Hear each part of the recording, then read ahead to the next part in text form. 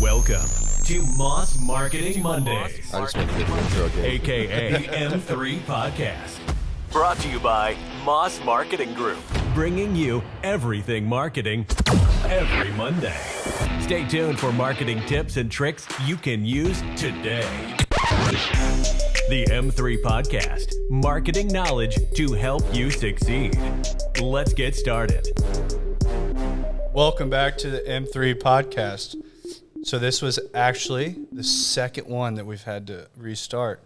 Thank you, Cody, for knocking off mics and everything. Stop buying your mounts at Kmart and we'll be all right. Blue light special. Yeah. We got from the only Kmart left open in the country. But this week on the M3 Podcast, Ricky, Cody, and our honorary guest, Jeff Crutcher. How do you do? Thank you. Very honored to have you on. I feel like you have an amazing story. I feel like a lot of people don't know that Cody and I, not so much Ricky, grew up in the motocross community, and your family has a name in it, and you've made a name for yourself in it too. Yeah, it's been a long time that I've been invested in this sport. I mean, my dad got me into it in 1995, and just started out as a local dirt bike kid, and was talented, and we got to the point to where my family decided, hey, we're going to pull you out of school. It got that serious. And so, I started racing the pro class when I was 14, which is unheard of. Everybody's, 16's early, 17, 18, so most guys are turning A. They're riding the pro class. But my thing is the pro class at the time here in the Midwest was so strong, and my goal was always to be a pro rider. And I wanted to race those guys because the only way to get better and to beat them is to race them. Now, the standard thought process or paradigm is to develop yourself as an amateur rider and go to the amateur nationals and try to collect, titles and number one plates and then land on the radar of the manufacturers and companies that are in motocross. But I wanted to bypass that entirely. I wanted to race for money, not for free stuff. So like, I don't need goggles. I need money to come and put gas on my bike to race this week. Exactly. Yeah. So, that's where I my dad explained it to me. He's like, hey, here's the deal. You are of the speed to be able to make money at 14.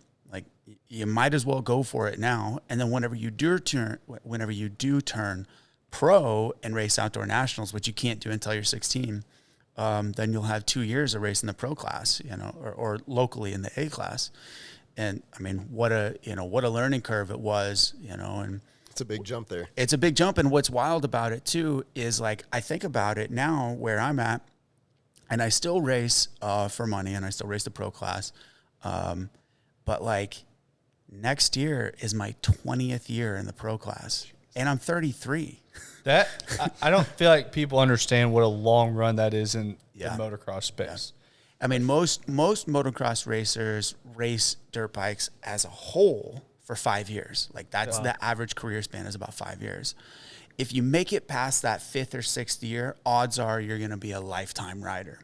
But to spend 20 years of racing, like 20 years of racing, not just riding, but 20 years of racing is gnarly. But then for that 20 years to be, for first place in the money classes. Yeah. It's weird because to me, it's nothing special. It's just, I show up to the race. Yeah, exactly. It's my life. I show up to the races on Sunday. I ride 250 and 450A, and, I go out and I race for money. And like, I'm so, I have these blinders on. I'm so in it that it's really hard for me to take a step back and be like, whoa, I've been doing this for so long. And there are times, I tell you what really puts it into perspective is whenever I'm racing against now a grown-ass man like Dean Gall, which, Dean's... He's made his comeback. And exactly. Good. Yeah, and that's the wild part is, like, Dean quit racing right after he got off 125s, but, now he's wicked fast. I was racing the pro class when he was on 50s. I think it also is something that, like, holds true to when you say, like, taking a step back, like, whoa, I've raced this long. I've been in the pro class for this long.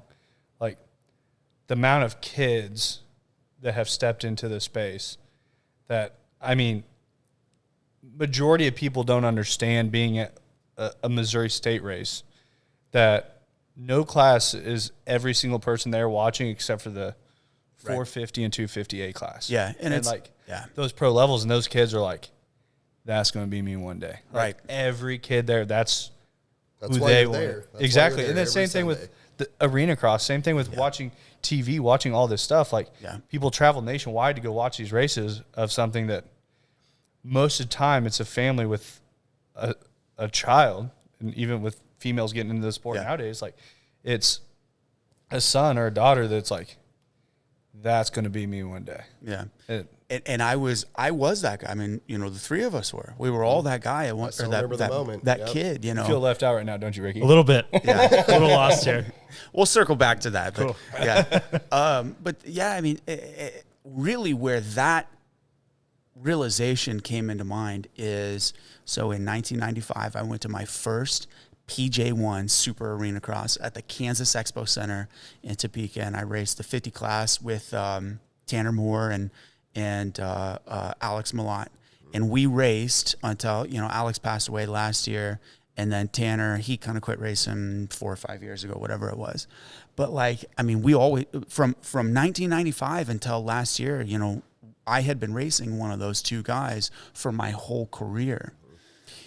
And then whenever I go to these arena cross races now, and I've been on, you know, the guy in the pro class that's out there racing, even though I'm not at the sharp end of the pack, still being out there, and then seeing all these little kids on KTM 50s running around and goofing off and doing the same exact stuff that I was doing when I was that age, and signing autographs and, you know, giving out stickers and stuff. And I just, you know, look through the lens of the past. I remember when I was that age, and it was Jeremy Buell, Jimmy Gaddis, Grayson Goodman, Buddy Antonez, Guy Cooper, Mad Mike Jones was racing arena cross at the time. And like I remember all those guys as just being larger than life. They were gods in your eyes. They were truly gods. I mean, these guys were the elite of the elite, but they weren't like Jeremy McGrath and Jeff Emig, which we only saw them at Supercross. Those races. guys were out of touch, which I think it almost, like, growing up, I had those guys that you saw at the Missouri State races, you saw at arena cross, you saw at these places that, Jeremy McGrath was the guy that we watched on TV. Right. And when I was a kid, like, I'm racing on the weekends, and my dad's making me watch VHS tapes every single night that he has all the Supercrosses recorded. He's like, you watch this every night when you go to bed. He's like, and it was like, I would come home from school, I would practice, I'd go in, eat dinner, start watching VHS recordings. Yeah. And people are like, oh my God, you have a TV in your room? I'm like, yeah, that's to watch Supercross every single night before I go to bed. That's how I train. It's like, but it was crazy at that point. Like, when you look at it as those people that were local, though, were somebody they would come back after, like, going up and getting your trophies or plaques, and they're like, hey, what's up, buddy? Like, you're getting to talk to these people. And it was so crazy that there was somebody that was real. They're the stars that you can reach out and touch. Mm-hmm. You know, instead of being the ones that are outside of the Milky Way that we can see, no, it's the ones in the local constellation.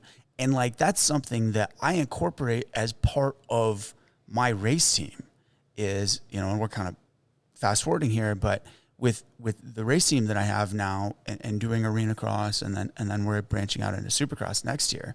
But like, I think of it as being the little kid, as being the racer, and now being as the team owner. And I try to incorporate everything together to where we are inclusive, to where we are attentive to the kids that are, you know, looking by. You know, like whenever I see a little boy that rides by on his bicycle or his little scooter or Stasic or whatever, and he looks over at our pits, and you know, you can always tell whenever he does it 2 or 3 times that he's like, you know, hoping that he might ear to ear, reach out and just say something. Yeah, say, exactly. Here's a sticker. Exactly. And dude, I mean, stickers to me when I was a little kid meant everything, and obviously they mean everything to me now. But like, the thing is like that connection that you make with these kids, just off of a sticker, and even if it's a Fox sticker or a Dunlop sticker or whatever it is, what that interaction could possibly create 5, 10, 15 years down the road for brand loyalty is astronomical. And so it's that one-on-one interactions that, we're able to do at these races. Do we have iPads that are collecting email lists and, doing data entry and giveaways and all that fancy shit that, a lot of people feel like you have to have these activation stations and that kind of stuff? No. I'm going to leave that to the U.S. Air Force and Twisted Tea and those guys, on the other end where they've set up that kind of stuff. I'm looking to have one-on-one interactions that generate brand loyalty, lasting impressions. You're the coolest guy at the track. You just made his whole entire day. He's going to tell all of his buddies, that tent down there gave me a sticker. You're going to have 14 more little kids coming down there looking for him, and you're going to be the busiest spot in the pits. But I think that also goes to, like, the motocross community. A lot of people don't understand what the motocross and supercross now, like, what those communities look like. The people that are in that space, it is a very loyal space. Mm-hmm. And it was something like, for a long time, I wasn't a huge, like, Kevin Windham fan. I don't know why. Like, when I was a kid, I just wasn't. And I remember every single year I'd go to Supercross and I'd get a Chad Reed hat signed. Yeah. I have probably like 8 of them at St. Louis Supercross that he would sign one every single year. I remember walking by Kevin Windham's rig and everything. I had my Chad Reed hat on, like, just, I'm probably like 11 or 12 maybe, just like loving life. And I walked by their truck, and I'm like, I didn't even care to go get his signature. I didn't really like him. And his mechanic's out there. He's like, hey, man, come here. Comes over. He's like, I'll trade you that hat for a signed jersey. I was like, what? A whole jersey?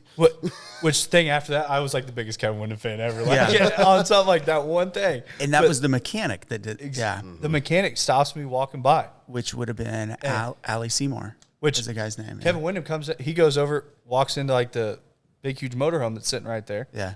Yells in there real fast. Kevin Windham comes out, opens up one of the deals, grabs out one of his jersey, comes over, signs it and everything. He's going, I'm trading you for that hat.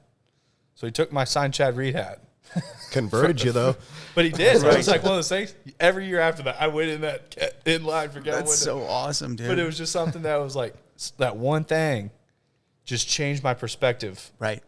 To this point. So, okay. I like, while we're on this topic, now this is out of my my team partner packet, and there's something in here that I put in here very specifically that actually Wasserman Media Group put together, and it's about fan loyalty and I saw that the other day. I was looking. Yeah. So, and I'll read this off here. So, fan awareness of sponsors in Supercross, 94% of fans are aware of a rider's sponsors.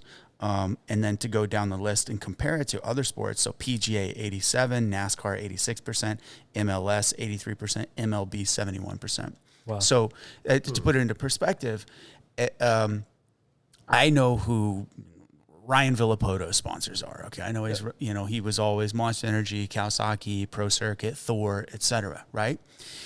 Now, get a kid or a grown ass man like us to name us who was the shoe provider, and I know that Villapoto was wearing Alpine Stars, right? Like, Tech 10. You just know those things. Right, you just know that kind of stuff. I also know he was using Maxima oil, Dunlop tire. You can go down the list. He had the Showa SFF fork, right? Now, ask a kid that is an avid Kansas City Royals fan, all right? Or let's just roll back the clock to 2014. Does anybody here remember what brand of team jersey, Eric Hosmer was wearing? I'd give a guess, but not an educated one. I mean, it's essentially either Nike, Adidas, Reebok, etc., right? Yeah. But nobody gives a shit.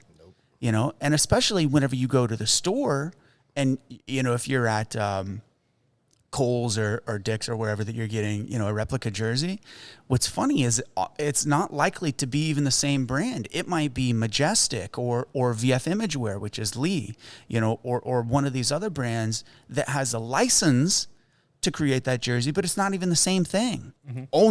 Only New Era, did that, where they cornered the market. Whenever you're watching Major League Baseball, everybody's wearing a 5950. Yeah. They nailed that whole branding thing. And that's, that is such a good job of our sport making it, you know, just driving it home at all times who our sponsors are. Well, I remember that, like when James Stewart wore the Nike boots for like one race, or you saw those, it was like, oh, those totally botched. They jumped in. Oh, they did. But when you saw those, you had to know when they were coming out. You had to have them kind of thing. But that was also something that you turned off. Every channel you turned on, everyone's like, hey, what is this? Mm-hmm. Right. Like all of a sudden everyone's talking about it because it's something so new that Alpine Star and Garnet have like cornered the market. Right. Like I know Fox is getting in there now with the boot stuff too, but it's like for just the boot scene, they owned a lot of it for a very long time. Yeah. Alpine Star now makes gear and everything else, but it's like what Tomac wears Alpine Star gear. Yeah. I don't really know who else God, I was does. the worst about that as a kid. I'd get something brand new, and I'd see like you or somebody wearing CDs, and I'd look at my dad. Well, those got hinges. He's wearing those. He's fast. I've got to have them next That's week. the difference. I did that with the 150 when it came out. I got a brand new 80. Like 4 days later, Bart bought a couple 150s out to Merwin, and I was like, selling this thing. Got to have one of those. Yeah. So on that same topic also, fans consciously support sponsors' products. So that's where not only have we, you know, made the impression, but now we're putting them in the actual sales funnel. Supercross, 87%, Major League Soccer, 82%, NASCAR, 74%, PGA, 66%, and then MLB is the very worst at 56%. Wow. Where, okay, so now the kind of the wild thing, though, is, all right, so we know that whenever a guy steps up to the plate, he's got a Louisville bat, right? So we know that, okay? But then the thing is like, whenever your kid starts playing, you know, your kid starts playing T-ball or Little League or something, outside of like, the thing is like Louisville bats are wooden. What do the kids play with? Aluminum bats. So there's this total disconnect there, you know, for that specific sport and that, you know, niche example. But in Supercross, the thing is because, and you refer to this as it being a family sport, it is so family oriented and there's so much nostalgia built into every single aspect of our sport. And it's my job as a team owner that, and this is something, you know, I'm super, super hard up about, is we're a content team that goes racing, not a race team that just creates content secondarily. Yeah. Because my job as a content creator and you know, touching base on your podcast you had the other day about so much of what you guys were talking about is the different types of marketing there is. And like, as my job as a content creator, that's such a small portion of marketing, right? What I do is I create content that then turns into viewership. Okay, well, what is viewership? It's attention span. Okay, so whenever I have someone that sponsors the race team financially, what they're doing, if nothing else, is they are buying attention. And that's what I'm selling. Because I'm creating content built around this lifestyle and this race team and these cool bikes and the gear and all the stuff. But then we inject our partners into it, you know, one way or another. And I don't do it like super subliminally. No, not to cut you off, but you got me with it. Before I was with MMG, I was on TikTok scrolling, saw a KTM fender, and saw like an MMG sticker on the front fender, and I was like, wait, is that? And then I looked down, and it's Crutcher and whatever, and I called Dane, I'm like, are you sponsoring Crutcher? He's like, yeah, and I was like, weird, click. Like, I mean, but it was enough. It was just something. It was enough for me to be mindlessly scrolling, stop, see a logo I noticed, see a name I noticed, and be like, okay. Yeah. Which it was like, it works perfect. Funny on like, out of all this stuff that we did, out of anything, like I would pay just to have the front fender spot. Yeah. Just because on so many of your videos, like that got the most POV views. view, yeah. That like perspective view of you on the bike and everything, that MMG logo on the front. I know that like we're on helmet stuff like that. Yeah. But it was crazy how many people would like say something about that front fender. Like that was like the one thing, like as weird as it is. And okay, so here's what's so wild about that is like I thought about the same exact thing. And I realized in a lot of the videos, you know, there's on the KTM fender, there's a really big flat spot that's like the bracing of the fender. And I realized, holy shit, dude, like I have a huge billboard right there. And so now the top of the fender, because of how well my GoPro videos do, the top of my fender automatically goes to my largest contributor. And what's wild is I don't put it, okay, so like let's say, that you're looking at the bike or whatever from third person view, you can't hardly see that. Mm-hmm. I feel like I'm making it to where we have to pay more down the road to get on here because we're Probably laying out all of our so. secrets about the front fender spot that we used to have for a great price. And Do we get royalties on that? Or yeah. Do I get royalties on the front fender now? There's a commission, yeah. And we'll get to that in a second. So anyway, I realized I was like, well, my number one asset of my GoPro videos, the two most visible things are the bar pad, which goes to Pro Taper. And I'll tell you right now, Pro Taper sends me product. Nobody gets paid by Pro Taper. Yeah. And I was like, well, this is stupid. I should, instead of having Pro Taper be a sponsor of mine, I should buy product and sell the bar pad. I think I was literally just like, as you started saying that. I was thinking the same thing. Because I'm like, custom bar pads. Because what was the website that you could go through to get like sponsorships through? A sponsor house and then hook it. Yeah. So Sponsor House, I had all kinds of stuff. So I get like cases of Monster all the time. I got like stuff from Pro Taper. I got stuff from Renthal. So I had I ran all Renthal sprockets and stuff like that. Ran Pro Taper bars, different things like that. So I got stuff all the time. But it's like, I sit there and think about what a set of handlebars cost. Right. And maybe some grips and shit. Like realistically, what Pro Taper in a season, what do you get off their free product? Right. It essentially saves me for me, just as, let's say, just like a local motocross rider, a set of handlebars is what, $115. Yeah.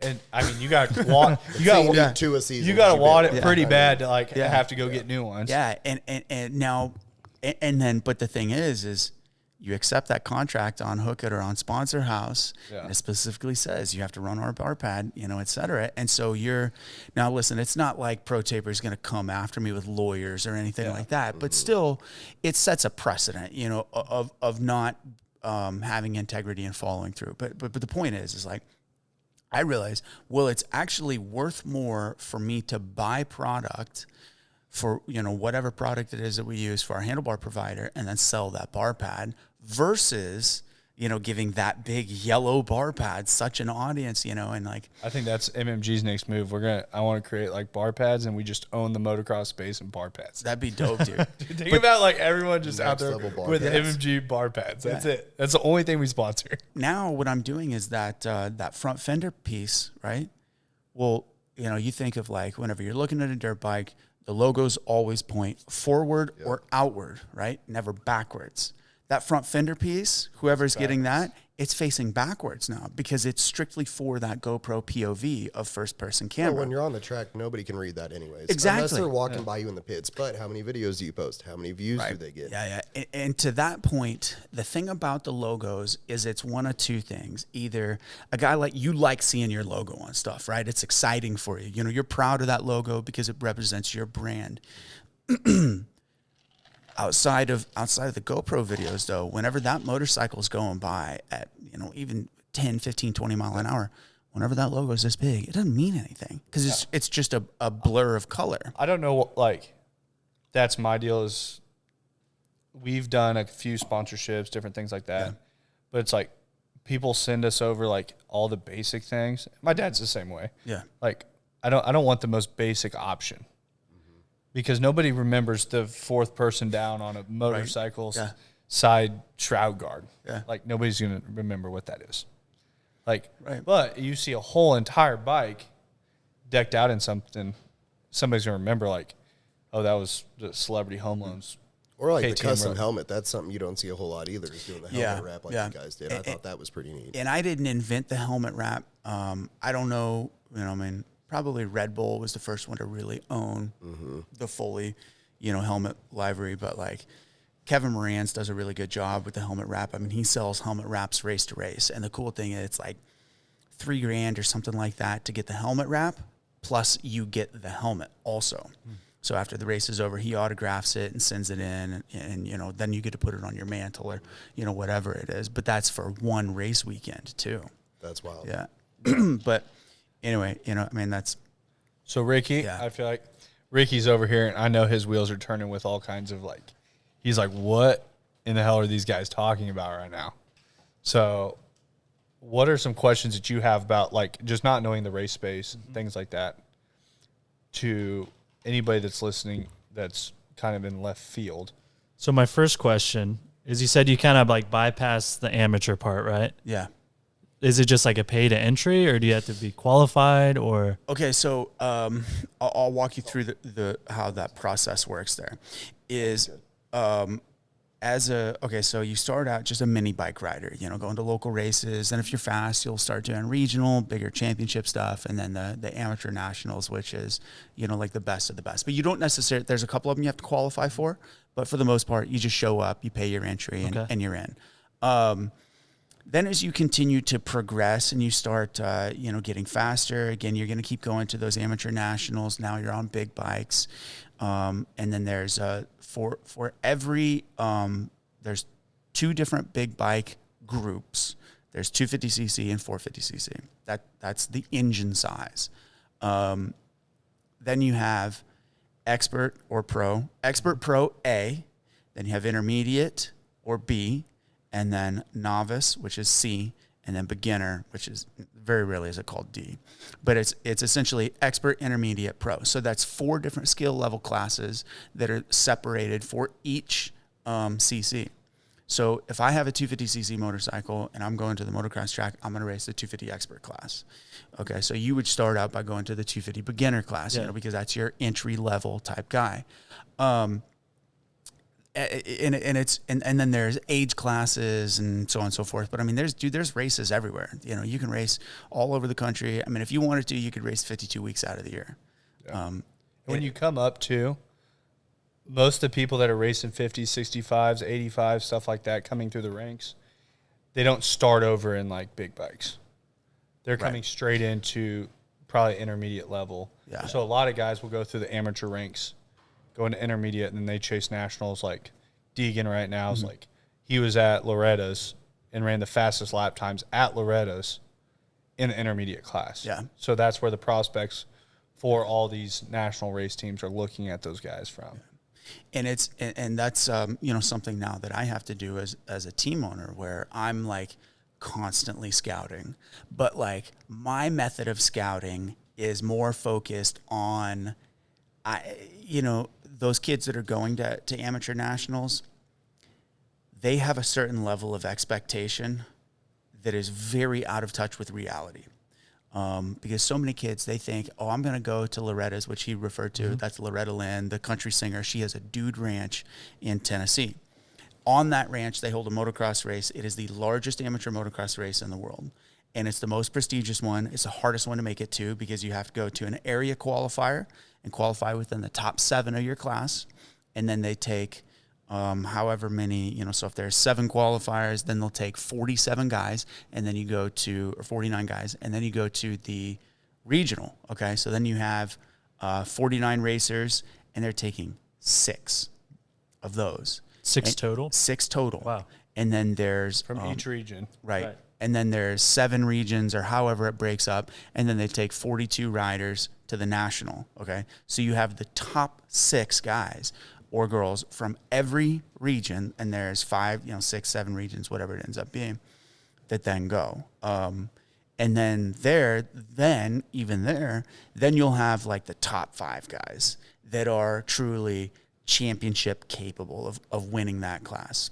And you race 3 times in each class, 20 minutes plus a lap in sweltering heat. It's the worst possible conditions. I mean, it is it's literally the hottest place on earth. It's sticky, it's hot, it's wet, it always rains. Track's rough as hell. Yeah, it's unbelievable. Sounds miserable, but we all grew up dreaming and chasing that. Right.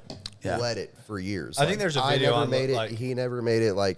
It's the Super Bowl of amateur motocross. So it's when we grew up, Ponca was also right, a prestigious thing. Yeah. So Ponca and Loretta's were your 2 nationals. So Ponca City's in Oklahoma. So 50s, 65s, 85s, I was going to Ponca City. Night and day difference, though, Which competition-wise. Which Because I qualified Loretta's- for Ponca, never raced it. But So I raced Ponca many times. yeah.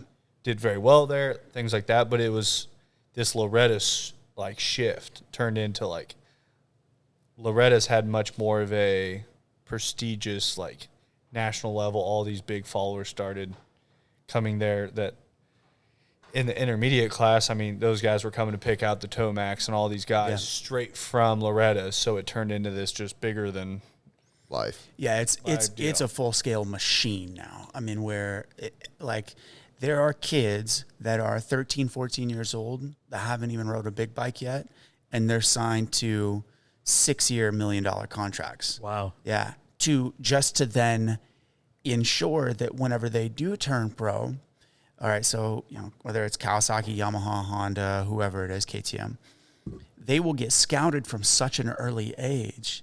And then they have to repeatedly deliver over and over, year in and year out, and just constantly win. Oh, it's insane pressure. It's a terrible system. I mean, it would be like, imagine if, the Kansas City Royals were scouting out of the Pony League, of like 14-year-olds that aren't even on the varsity baseball team, at Belton High or at Liberty or whatever. Pulling them out of middle school. Pulling them out of middle school. It's the same exact thing because, I mean, that's the same pressure. And it's like, hey, if you and your team don't win at least minimum over 500 every year, you're just not even going to be considered. And you're going to have to go play in the Cactus League, and hopefully you develop your skills there. Well, it's the same thing with motocross. Or golf is a perfect example also. Motocross and golf have a lot of weird similarities. Why I play golf now? Because I'm old. Probably, and I'm not as fast. Yeah. But the thing is like, you can be a pro golfer, and you can go you can enter for, once you get your PGA license or whatever it is, which we'll get into motocross on that in a second. But if you get your eligibility approved to play in the PGA, if I'm good at golf, well, naturally I'm going to go, play in a PGA event. And they'll do Thursday and Friday, then they do cuts. Okay, then on Saturday and Sunday are the final, 2 days of every, round or open, whatever it is. And if you don't make the cut, well, you paid $3,000 to enter. You paid your caddy. You paid your travel. You paid all of your expenses. Hopefully you got sponsorship backing, to get you there. But if you don't make the cut, you don't make any money. It's a good comparison. It's the same exact thing in motocross where you can be a pro rider that you get your pro license, which you have to acquire. It's like 65 single points from racing what are called pro-ams. So those are like regional events that they'll put up like a cash purse, okay, and the American Motorcyclists Association, which is the sanctioning body that establishes the rule book. So the AMA will designate this race as a pro-am, whatever race it is. This is a pro-am. Okay, well, now there's going to be 25, 30 guys that are racing to earn points towards their pro license. It's essentially the same thing in all of motorsports. You have to race for the points to get your license. First place pays 25 points. Okay, second place is 22, so on down. If once you get your 65 points, you are now eligible to purchase your professional license. And then once you purchase the license, which is $450 with the AMA Pro Racing, now you can pay to enter at any outdoor national. Okay. Now a Supercross license is something separate, but we're not even going to get in there. It's essentially the same process, but different. So let's say that, I've got my pro license. I want to go race at Millville, Redbud, and Washougal. Okay, great. That's going to cost me $750 just in entry fees. Plus the travel's absolutely insane. Plus, you start adding all this stuff up and you show up. Saturday morning, we do timed qualifying practice. Okay. So they take, they'll take everybody that's in the 450 class and split it up into two different groups of 40 riders. So you've got 80 to 90 guys. So it might be 40, 45, whatever it is. You go out, you get a sight lap on the track. Okay. And by the way, it's prepped just insane. Super muddy, really wet, huge jumps, these giant obstacles, everything's super gnarly. Like, unlike anything you've ever ridden before, if you've never done one. Like, you get to these, like, once I started racing on, like, a national level and showing up to these tracks, you show up to, like, Millville, and they have a 120-foot step up right in the middle of the track. Yeah. Like, monster, like compared to what local, like Missouri people are huge. using. Right. Yeah, everything is professional level obstacles. They've got 3 of those jumps on the track. You can't go to 3 tracks here and find one jump that big. Yeah. Right. Okay, so you go out, you get a sight lap, and then the track is smoothest at the beginning of the timed qualifying sessions. Okay, so you go out, you can, and it's wheels on the ground. By the way, you have to keep your wheels on the ground on the sight lap for safety. Then you turn around and unleash the beast. That's meaning you like can't jump anything. You're rolling everything. You're not even getting this. People don't understand, like, you're scaling up a jump by, like, maybe if it's a step up, a triple, you're kind of gauging the double side of it, what you're needing to clear the triple. So a lot of times that first kind of my rule of thumb, like when I went out, like tabletop stuff like that, you could hit like, but triples, you're kind of gauging the double first, then you gauge triple. Like same thing you do in probably arena cross, supercross. You're sizing up what you're doing for speed and things like that. So they have a lap that they get right around, literally rolling everything. Not even getting size stuff. And then they throw the green flag. Okay, and you get 5 minutes of what's called free practice. All right, and this is all in one session. So you get your sight lap, then you get 5 minutes of free practice. You're still on the bike. You're still on the bike. You're still on the track. This is under one session. You haven't gotten off. You haven't stopped anything. Then you have 5 minutes to essentially start gapping, those jumps to figure out, what's the best line through this section, et cetera. Which, I mean, it's the same 12 tracks that we've been going to for 30 years. It's not, nothing is that insane. And just for some insight, how long roughly would it take to do one lap? At full pace, 2 minutes. Oh. At like to go as fast as possible, about 2 minutes. All right. But check this out. You have to go as fast as you humanly can at 110% after 2 laps of looking at the track. Yeah. Because the track is the smoothest. That's when it's the easiest to go fast, is when it's smooth. Chances of setting your lap time. Right, yeah. Okay. So then they take everybody's fast lap, all right, and you'll get six laps in. Okay, 6-7 laps, something like that in a qualifying session. Then they take everybody's times, and they take the top 36 times from time qualifying, which you get 2 sessions, right? But very rarely do you actually go faster in the second session because the track gets so much rougher. Yeah. So they take the top 36 times, and those guys transfer directly into the mains. And then you have one last chance qualifier, and you race for 4 laps, and they take the top 4 out of that, okay? So then you have 40 guys. Well, there's 90 entries. So 50 people showed up to the race, and they're going home. They spent all the money to get there. They paid for their race gas, their entry fee, the travel, the expenses, the bike, the parts, so on down the line. Before you even realize it, it's a $2,500 weekend.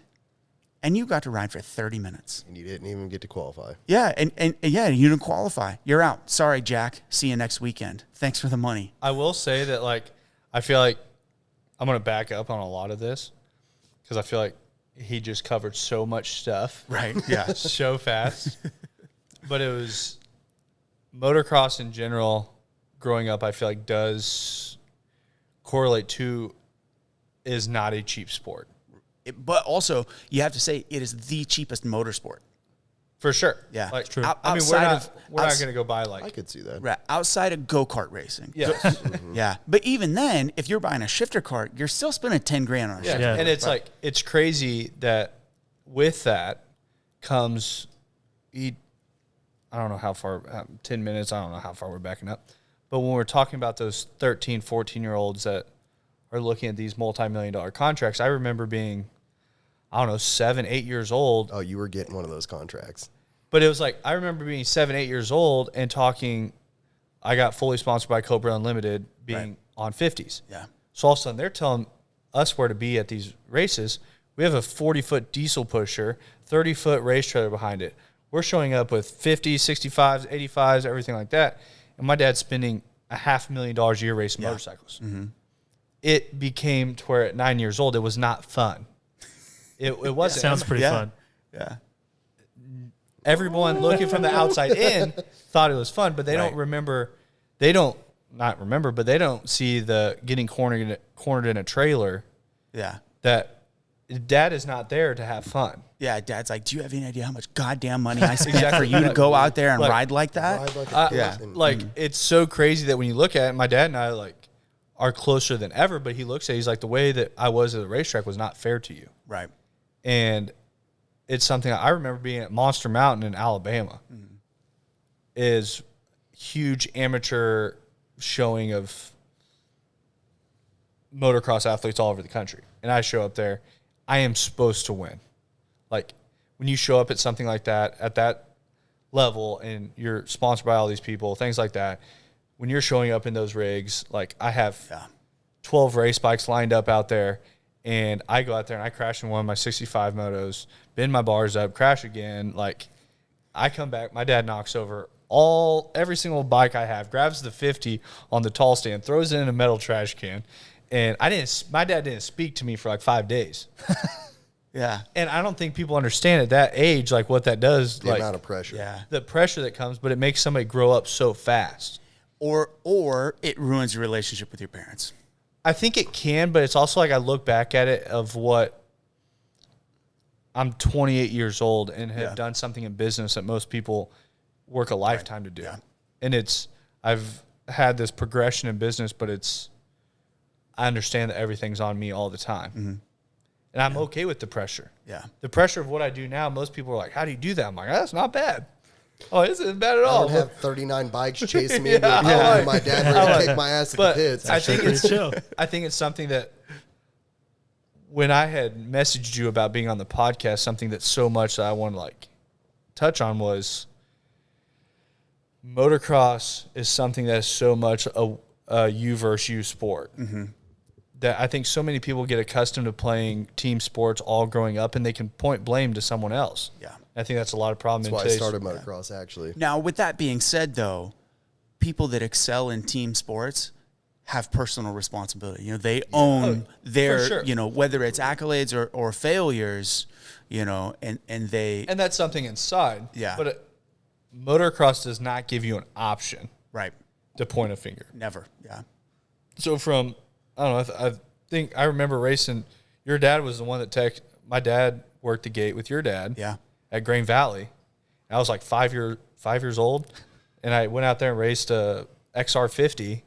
I remember I rode in a field. That was it. Yeah. And my dad was working the gate, and he's like, "Hey," calls my First mom. track I ever rode on was GV. Cool. Also, yeah. Nice. I was like, bring Dana out with the XR50. I'd never even seen it jump in my life. I hit the first one wide open, crash it, wadded up, hurt myself, whatever. I'd never want to see a motorcycle again in my life. But it was just like one of those things that it was always a me versus me thing. Mm-hmm. Yeah. That when I got in trouble, like when my dad reamed me about, I couldn't point a finger at someone else. Right. That wasn't an option. Yeah. The rare occurrence, the only finger you can point. Very odd bike failure. Is at the bike. Yeah. Very, very odd. But the thing was, like, my dad worked on my bikes all the time. Yeah. Rarely did I ever have a bike issue. You were looking for the chance to. But the thing is, like, if I had a bike issue, which was few and none, it wasn't like my dad was yelling at me because my chain came off or something like that. I had a flat tire or something like that. You know, this is, while we're talking about this is something that just irritates the absolute shit out of me about our sport is whenever pro riders, or whether it's the top of the top or even like local A guys that are racing, you know, like, oh, dude, you know, just wasn't feeling the bike today. You know, we tried something and it just didn't work or whatever. I'm like, dude, get out of here. Do you know what your job is? Your job is to ride that motorcycle and to set it up for success. If you can't set up your own bike, so then, you know, it's not like somebody else is riding it and setting it up for you.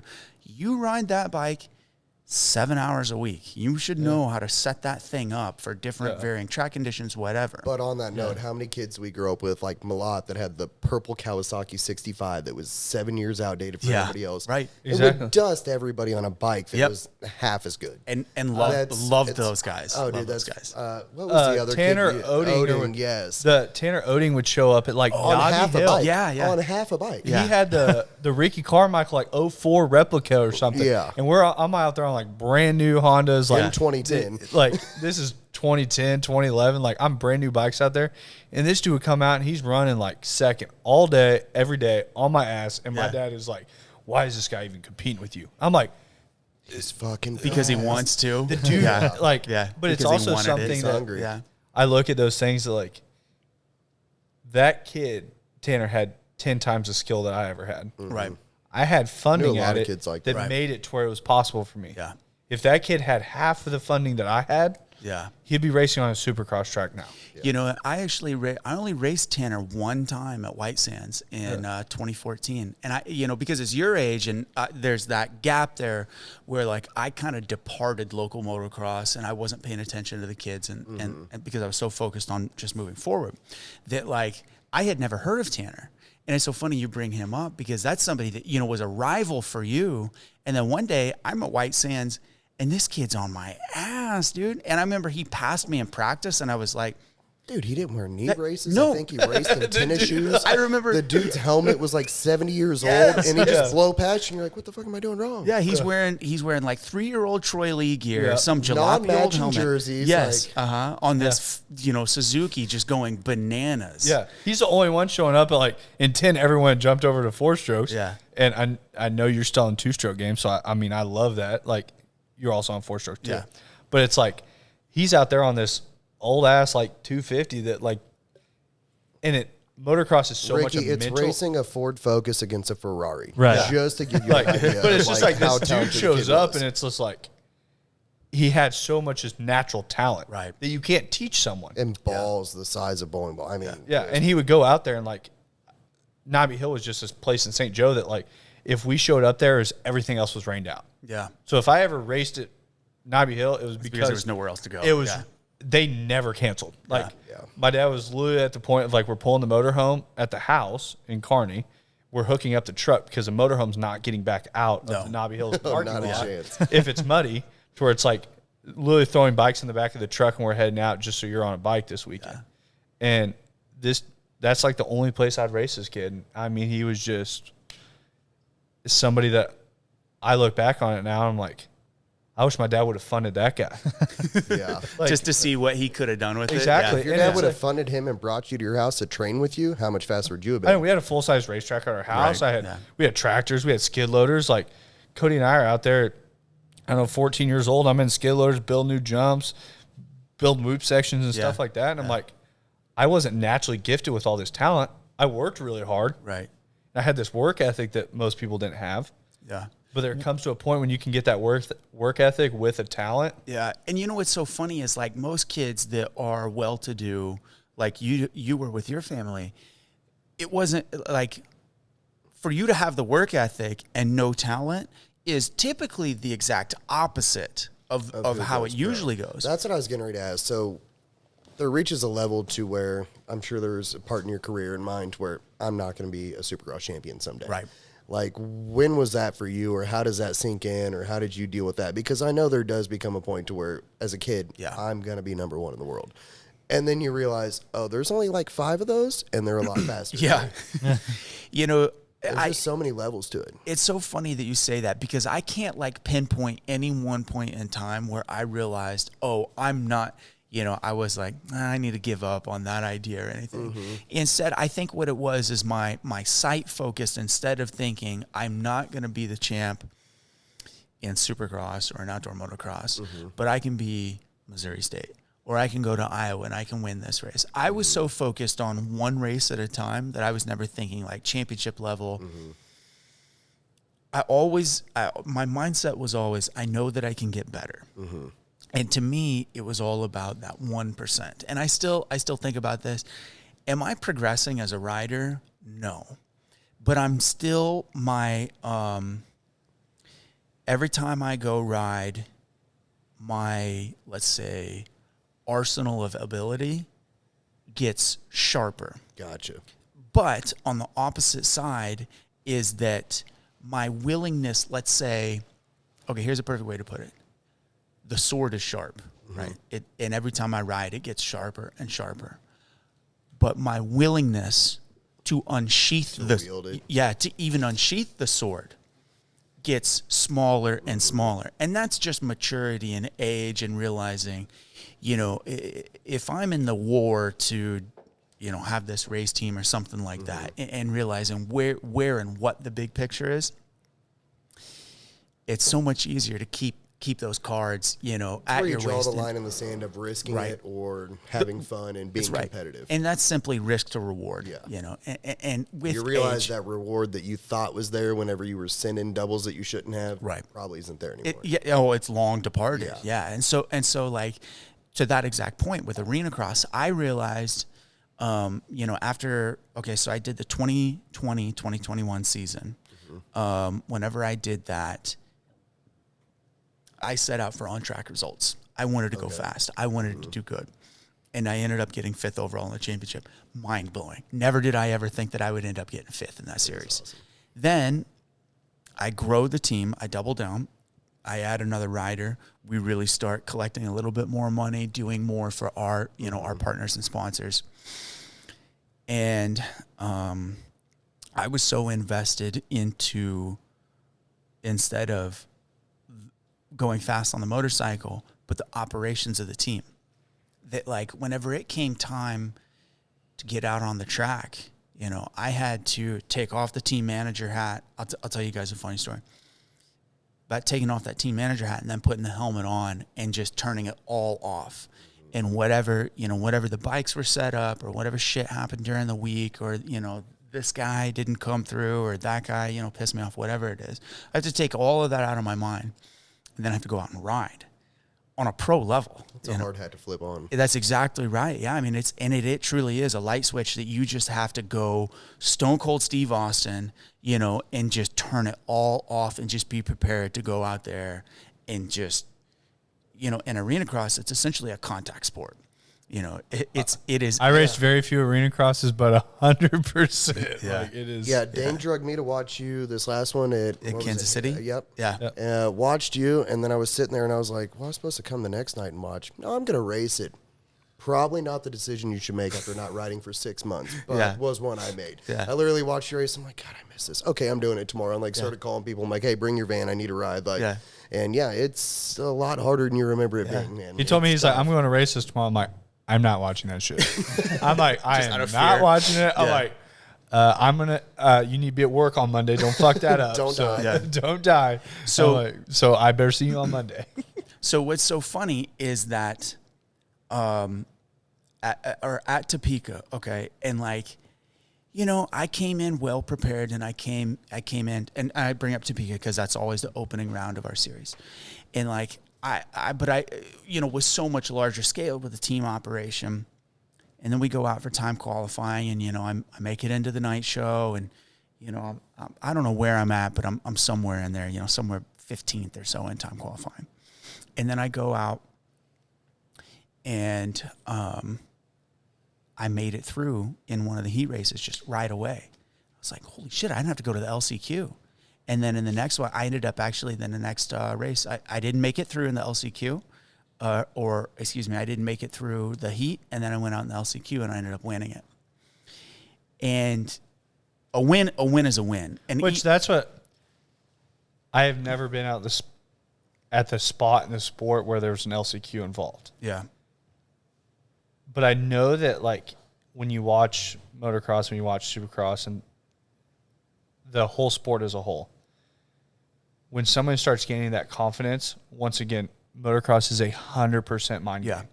If you sit on a gate and you're looking at 39 guys sitting next to you, and you think that you can beat every single one of them, no questions asked, you can probably beat every single one of them. Yeah. If you sit there and you're looking halfway down the line, you're like, who's that guy? I bet that guy's fast. Yeah. He's got you beat. Yeah. Yeah. He's got you beat before you even take off. And it's such a mind game that does the LCQ bring that confidence level?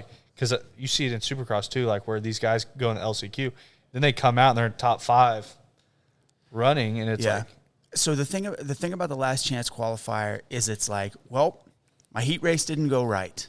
Yeah. You never think, most of the guys that are out there, they're not thinking. You don't want to be there. Yeah. Nobody wants to be there because of the pressure that is on. It's such a short race. It's 5 laps in arena cross tracks. That's where I shine. Give me short laps. I'm a sprinter. 20, 25 seconds long. So it's a very short race. And the smallest mistake, and your race is over. I think also on in the arena cross space, what a lot of people don't understand, we're talking about a lot of different things that you're probably like, what are you talking about? Yeah. Motocross is outdoors. Right. Outdoor track. Supercross is going to be indoor Stadiums. Football, baseball stadiums. And then arena cross is like Sprint Center, or now it's like T-Mobile. a basketball court. Yeah. So it's a lot smaller, but the thing is, if you go to a Supercross and you have 40 guys lined up, there are 40 guys lined up side by side. Yeah. Arena cross are like staggered start. The starts are much smaller. That's the thing I think I dislike the most about when I raced arena cross. I raced a couple of them, and I was always in the front lineup. And I was like, I pull straight out, like I'm up in the front, top 3. Yeah. Life's great. You end up on that back line, it's a whole different ball Yeah, game. it's tough. So that's the thing is like there'll be eight gates, and they'll put 8 guys on the first row and then 8 guys on the second row. Okay, so there's 16 races on the track at one time, but the track's only wide enough for 8. You know, If that. If let's that. be honest. It's Yeah, wide enough right. for about 3. Yeah, to have 3 guys side by side on one lane in arena cross, it's very sketchy. Yeah. Anyway, so at this race in specific, I go out, I win the LCQ, you know, and I do the catapult, and which is the finish line jump, and I pull off of the track, and like as soon as like I roll off of the backside of that jump, and I realized I just won a race, like, you know, and like the year before I missed 3 main events, right? And I knew that this year the competition, you know, that the series is built, the competition has raised up. You know, I'm looking around in you know, in the class that I was racing, there were like 14 guys that raced Supercross the year before. Okay, I've never raced Supercross. I didn't make it to that level. Injuries and loss of interest. Okay, so I just stuck to outdoor motocross. I'm not good inside. For me to then qualify and be on that gate with everything that I had invested into the team and my other riders and how little I was taking myself seriously, I pull off of the gate and like I see my pit and I have all, you know, all my shit set up, dude. And like as soon as I'm in that concourse tunnel, dude, I just whoosh, the fucking floodgates started coming through. I was crying so hard. And this was just this last year. I'm a grown ass man just crying about the accomplishment and like what it was that I have done and facilitated, and still went out on the track and still did it. And I was like, oh my God. 20 years into racing the pro class. And I'm like, I'm still relevant. You know, and all that it is, it's just an ego pad because I made it in. And so I just was like, this is unbelievable. Dude, I go back to the pit. You know, I'm team manager, right? I've got 3 mechanics, 2 racers, you know, all the sponsors, the friends, the family, everybody's there. And I'm literally, I pull my helmet off and I take my jacket and I sit down in my little Matrix director's chair and I just take my jacket and pull it over my head. And I'm just sitting there sobbing, like just in disbelief of the situation that I'm in and the accomplishment that I made. And, you know, just everything all combined together. That's when it really hit me of, this is what I'm supposed to be doing. I'm so lucky that I made the right decisions, you know, that like, I'm lucky that I was able to talk myself into making those right. I'm sure that you feel the same exact way.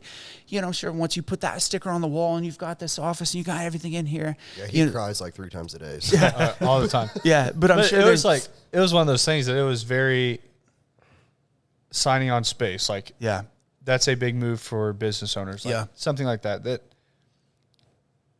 it was coming together. There's 8 of us in my basement working. And I'm like, I didn't believe I had a real company, like still at that point, as much as I wanted to, but in my head, I hadn't make that step. And then it's like, I'm here and I'm getting all these logos put up. And I remember just sitting there like, we're really doing it. Like, this is real. Yeah. Like, this is like a real thing. Like, we have an address on Google now. So. I know. It was just like one of those things that I never doubted that I could do it. Like, it wasn't like that kind of thing. It's just like you put so much hard work and you put so much into it. And those nights that I was up till midnight working in my basement doing these things, it was like finally, like, I think about that a lot, like going to the gym in the morning, doing these things when people aren't watching. Yeah.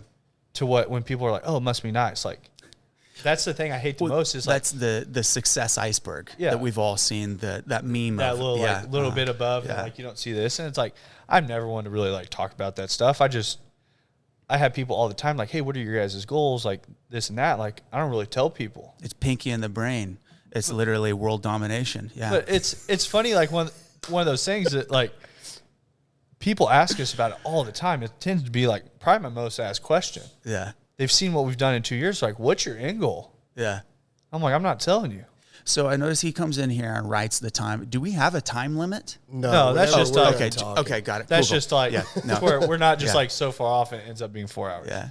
So, but the thing is that everybody that's listening to this podcast, I'm going to say 90% knowing your clientele and who's listening to this, everybody can identify, well, what we're talking about right now is what we call actualization of where the rubber meets the road, of where that, Progress is made. the crux of dream and reality have met.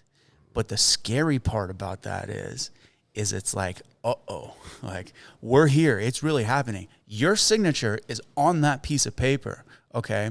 Now your investment in yourself and everybody around you is only elevated because, you have this business that you facilitated that has, is it 8 people here or 7 plus you?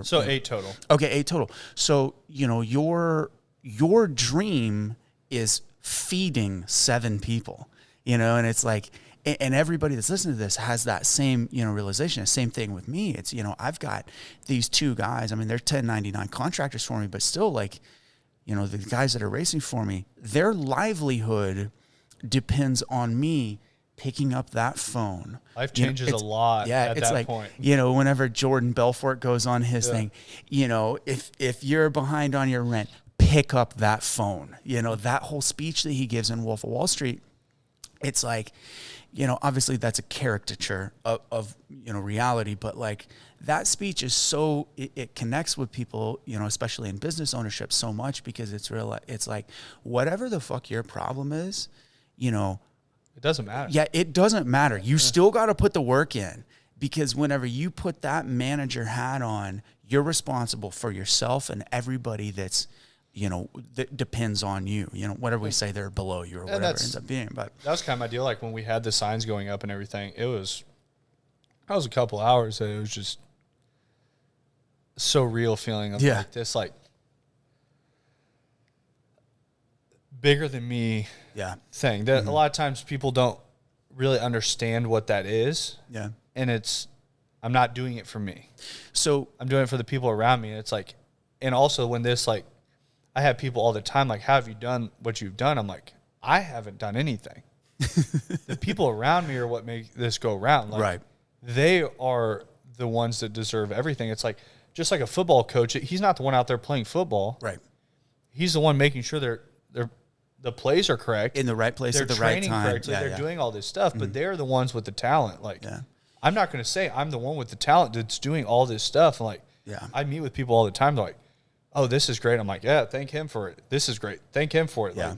Like, I don't need those praise, but it's like, I just want to be like 10 years from now. They're like, you know what? Dane, he can hire people. He has a talent of finding the correct people around him. And it's so funny because everybody that I talk to that operates businesses, that is a partner of the team, I look at them and I think, okay, you've been doing whatever it is that you're doing for however long it is. What can I learn from you? What's your advice? What are your, takeaways from operating a business? And like almost every single time, every person that owns a business, they realize they're not the best one at doing the business. They're the best one at finding the right people to assemble the team together. And it's the same thing in sports, Well, you kind of took that step back, didn't you? You know what I mean? At some point you realize, hey, I'm top 5. Congratulations. I got somewhere I didn't think I would too. Yeah. But I can probably find the kid that's going to be number 1. And that's kind of where you're at now, right? Yeah, absolutely. And to circle back to that, after like recruiting, after we got maybe 1 or 2 races into the year, and I realized I am a roadblock to this team. By me being out there on the track, it's actually detrimental to the progress of the team. Yes, I'm out there. I'm putting in results. I'm the third man on the track. We have amazing representation of our sponsors and partners. But with that being said, though, like I'm meat on that seat, and there's better riders out there that I can extract more out of and give them a platform for them to thrive within more than I can do with my not willingness to pull that sword out. But to argue with you on that point of view, I've known you roughly probably 23 years, to be honest. The first time I met you was at a Shannon Night A class at Grain Valley. Yeah. I think you were I think we all did Shannon Night A class. I think you were on 80s and I was on 60s. Yeah. I've known you for 23 years. You're a big name to me. I've looked up to you for a long time. Thank you. So when I go to Arena paid Cross... him to say that too. Do I need to get my wallet out? He doesn't pay me. But no, when I go to Arena Cross, I'm checking to see what moto you are because I want to watch you. I want to see what sponsors are on your bike. I want to see what you're doing. So you might not give yourself enough credit for that people my age that have been around a while that aren't still competitive, I'm still paying attention to what you're riding, what you're wearing, what you're doing. So, and circling back to what I just brought up earlier in my, my team packet is it's true. Like the fans, they do pay attention. Mm-hmm. And I have this, in there, I have this formula that like I don't really like, mission statements. Like mission statements, they can be really, whatever. I have a formula, okay, which is accessibility, reach, and engagement when compounded together equals impact. Okay. And a perfect example of that is like we were talking about earlier, that sticker, right? Mm-hmm. Let me give you another example. My dad, and now hold on, before I get into this, Redline Oil is an absolutely massive partner in my program. And without Redline Oil, we couldn't be doing what I'm doing today. I rock that shirt once a week, just so you know. Sick. It does, that's true. My only other podcast wore that shirt. Nice. Now, with that being said, okay, we got to roll back the clock to 1995 when I'm in the garage with my dad and we're working on dirt bikes and he pulls out a can of Bel-Ray grease. Oh, Bel-Ray. Right? Okay. And Bel-Ray's been around forever. It's what he always used growing up because Bel-Ray was the name in Greece whenever he was, Yeah, that big jar of it that I just remember there being jars of it everywhere. Yeah. I never bought it like it was what it was. It was just always in the garage. Yeah.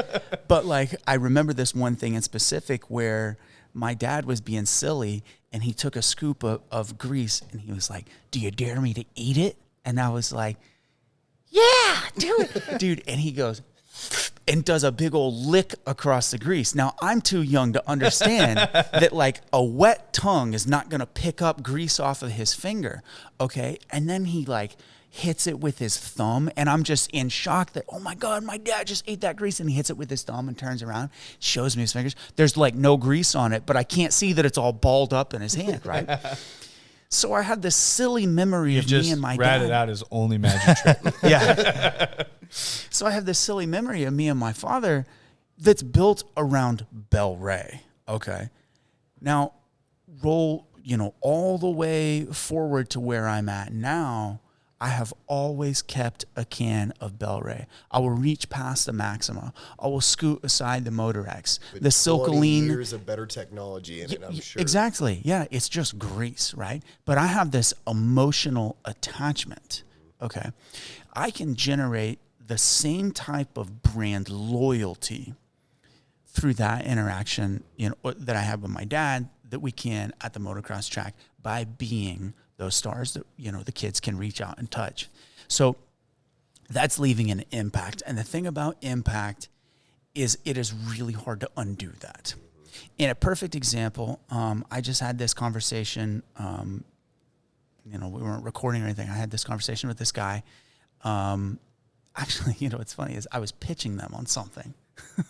Little elevator pitch? I was pitching them on being a sponsor of the team. And I was explaining this process and circling back to, here we're getting all kinds of olive branches, but that podcast that you had where you were talking about the different kinds of marketing, okay? One of the things that I love is consumer psychology. Like I'm a big fan of consumer psychology. So much of my strategy is built around the feelings invoked upon purchase, okay? And then the memories that are created around that, which create brand loyalty. But this conversation I was having with this guy that owns this company or represents this company, I was I was trying to explain, we're trying to create this, brand loyalty with impact. And I was like, let me ask you this. And I could tell, not a motocross guy, not a motorsports guy, love playing video games and doing not goofy shit, but just, kind of, different breed than us. Thank you. And I was like, okay, let me ask you this. What do you love doing? Like, when you're not here, what do you do? And he was like, well, I love building computers. I love playing video games. And I'm really into woodworking. I was like, woodworking? Really? What, tell me a second about that. And he's like, well, I like building, birdhouses or whatever it was. I said, do you have specialized tools to do that? He was like, yeah, actually, like the tooling of doing woodworking is so important. I said, really? Do you have a favorite brand? He was like, yeah, it's, such and such company. And like, he didn't even realize like what he was saying. And I said, let me ask, somebody that you look up to told you to use that brand? And he was like, well, no, I just, a guy that taught me some stuff about, this, these certain techniques, whatever, he, used those tools. And it clicked, and he realized, oh my God, I like this tool brand because someone that I look up to used that tool brand. There's 1,000,001 woodworking tool brands out there. He just chose that one because the guy that he respected, that he learned from, was the one that, sold him on those tools. Oh, you have to use these tools because, it has the best precision on this and that, and that's made in the USA, whatever. Okay, that's the ad copy, right? But the ad copy is not what sells it. It's that emotional attachment of learning from sensei. Right. And I still do it with motocross grips. Yeah. I rock Ori grips and nothing but Ori grips. Are they Ori Pro Pyramid GPs by chance? Hell if I know. They come in a plastic bag, and they're the tackiest grip you can get. Yeah. And they're the most basic. Yeah. Bud Moore and Kerry Moore rocked them back in Oh, the they day. loved Oris, yeah. And I started rocking Oris. Yeah. I still only rock Oris to this day. That's awesome. That doesn't make you fast, though. Hell no, it doesn't. doesn't make I'm you still fast. slow. And they probably aren't the best grip on the market. But guess what? I wear it because that's who I looked up to, what they said to ride, and what was tacky and what was best, and that imprint, like you said. I think that comes with like brand awareness and the marketing space as a whole and everything like that. That now influencer marketing is becoming a thing. Like all these different kinds of marketing that you talk about, like watching our other podcasts. Like marketing is such a broad term, right? Like I don't even know like how many different types of marketing. There's probably hundreds of them. Well, like I equivalated it to art earlier. Yeah, you're like marketing is like art. Yeah, because truly, it's like, well, what do you classify art as? Yeah, well, music, paint. That's art. Yeah, this is like exactly. whatever you. Yeah, somebody it's all classify art. that. Yeah. It's all art. Mm-hmm. That's artwork on a bottle of vodka. I mean, But whatever it is, it's like marketing's the same thing. That now you have these influencers that. I have a buddy that owns a big men's hygiene line, and they're trying to influencer marketing. And he's like, some of the people that have the largest following have gotten us no return. Right. Some people that have a small following that are the cheapest influence marketers that we've paid have gotten us the hugest return. It's and that's the difference between micro influencer and macro influencer. Yeah, and there's like there's this huge level of all of them, but it's like also on that influencer marketing space, it's like how much does someone listen to someone? Right. Like you have a name in the motocross space community, yeah. And it is a community, yeah, in the Midwest. That was the reason that I was on board with sponsoring you. Mm-hmm. That people respect you in that space. That it was like, but like you said, that goes back to that brand loyalty. He's loyal to you because he's probably seen you for years, looked up. That was like something that I had. Like I had no problem putting money into that because it was you. Right. If you came off the street and I didn't know you from Adam, and you asked me for money to like sponsor, I'd be like, okay. You had your own brand. Were you? Yeah, like you had your own brand loyalty before you were a brand, bro. Right. But it was also like one of those things that I know your name in the space. It's the same thing with like around here, people know Austin Fortner, they know Benny Bloss, they know these people that we grew up with. Like those are guys I want to have on the podcast down the road. Yeah. Like, but it's also they have a name in the space. And once again, the motocross space is a very loyal space that people within it know each other, things of that nature. Yeah. And so it's my job to take that ability to connect with people and then package it up for curious, For sale, essentially. yeah, exactly. Thank you. I started thinking about something else, but yeah, it's I feel like there's a future in like what you're doing, and I've thought about it a lot. Like my wheels turn 24/7. Like, Oh, dude, when he went Same. to Supercross, it was 5 minutes of him like, oh, I should build a team. Like, I should get a 50 rider, like, a 60 rider, an 80 I rider. was Like, really sitting it there took like- like 30 seconds of watching racing, and I could see I was really Dane's brain just thinking frying. about I'm like, like oh, my, God, here we go. My brain's running like if you ran all these teams and you ran it in the one thing that hasn't really started in the motocross space is the affiliate side. That we've started doing like affiliate marketing with people where it's like, hey, I just want a cut of your profits of what we sell. And it's like, I feel like that when that comes into the space, it's going to be like you're advertising, say you reach 150,000 people and they can use your code where maybe it would cost me $1,000 or whatever for you to do that. Yeah. Or you hit it and you get X amount of the sales and you may get 10,000 off of it. So, okay. Here's part of the reason of why affiliate marketing doesn't work in motocross is because we're so used to the hook it model of, oh, I'm fast, so I get free product, right? Yeah. I tried the affiliate marketing thing with my sticker business, and I had the deal where, because everybody, it's the same exact thing every time. Hey, dude, you want to sponsor me? I'll get all my friends and family to buy your decals. I was like, okay, that's sick. No, I love that, right? Yeah. But you got to put your money where your mouth is. Exactly. But that's where I look at it is like, if I was someone and I come to you with we have a marketing firm. Yeah. And you say, hey, I'm going to sponsor you. I'm allowed to offer X package to everyone that I work with. Yeah. If they use you, I get 20%. Yeah. So then all of a sudden you acquire those and I'll pay you month over month as long as those are accounts. Right. And that could end up being way more money. But it's also like, I'm very much someone that I'm 100% okay with putting my money where my mouth is. right. Like, and then when anybody that comes to me that's willing to do the same thing, I'll raise a drink to you to say, hey, you know what? I respect like the confidence in what you do.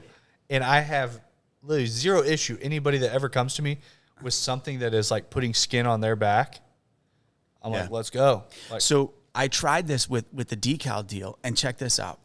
I was offering people, okay, here's what you're going to get a discount code. And instead of trying to make it like this complicated process or anything, the second that someone enters your discount code, so then your friends, family, the people that you say will buy Are going to buy these graphics. that are going to buy these graphics. Okay. Because I'm, a one-man show. So I see every sale that comes through, and then I'm doing the art for it. Every time that happens, I'm going to send you $25 on Venmo cash. Not, a credit or a this or a that, or it's not, monthly or once you get up to a certain amount. No. First sale, you're getting $25 in your pocket. I offered this with like about 10 different athletes all across the country. Some local, some fast, some slow, some, whatever. You know how many of those $25 I paid out? They got their free set of graphics and rolled on. And No, because here's the thing, is you had to have skin in the game. Okay. You had to buy your graphics. Okay. But you got it at a severe discount, right? But you're still paying for the product. You're paying for my time. So you're getting a discount on the product. They're But getting it cost or close kind of yeah, thing. exactly. Okay. But the thing is if you sell 4 kits, well, you're making money at that point, right? Got to put your money where your mouth is, but you got to have a little bit of skin in the game too. So 3. I paid out 3 times, right? But the number of times that these kids with these huge followings and the this and the that, and they're like, oh, dude, I'm going to go race Loretta's, and I'm doing this, and I'm the fastest guy here, and I do this, that, and the third. And it's like, okay, but you don't know how to take that and turn it into sales. my deal too, though, is like when I look at those things, like I've sat on the side of being like perked to sell things, different things like that. And there's going to be a level where it becomes enticing. And it's like, if you came to me and I had a motorcycle and you said, hey, I'm going to give you graphics and you get $25 off, I'm Venmoing you $25 every set you sell. Yeah. Would I break my back to really do it? Yeah, probably not. Yeah. But in the marketing space, luckily we offer a product where us acquiring accounts is a very big deal. And I am not one to ever come from a greedy space. Like, I want everyone around me to succeed. Yeah. So I have no problem writing out that you acquire us an account that is paying X amount of dollars. Like, we have people working on it, but I'll pay you $500 a monthly. Yeah. As long as they keep coming back. As long as that's like, once we gain a monthly account, they don't leave. Right. So they're working every month. You're getting $500 monthly from us. And you can do that 4 times. Yeah. You collect a $2,000 check from us monthly. Mm-hmm. And do I make as much money as I should on those accounts? Probably not.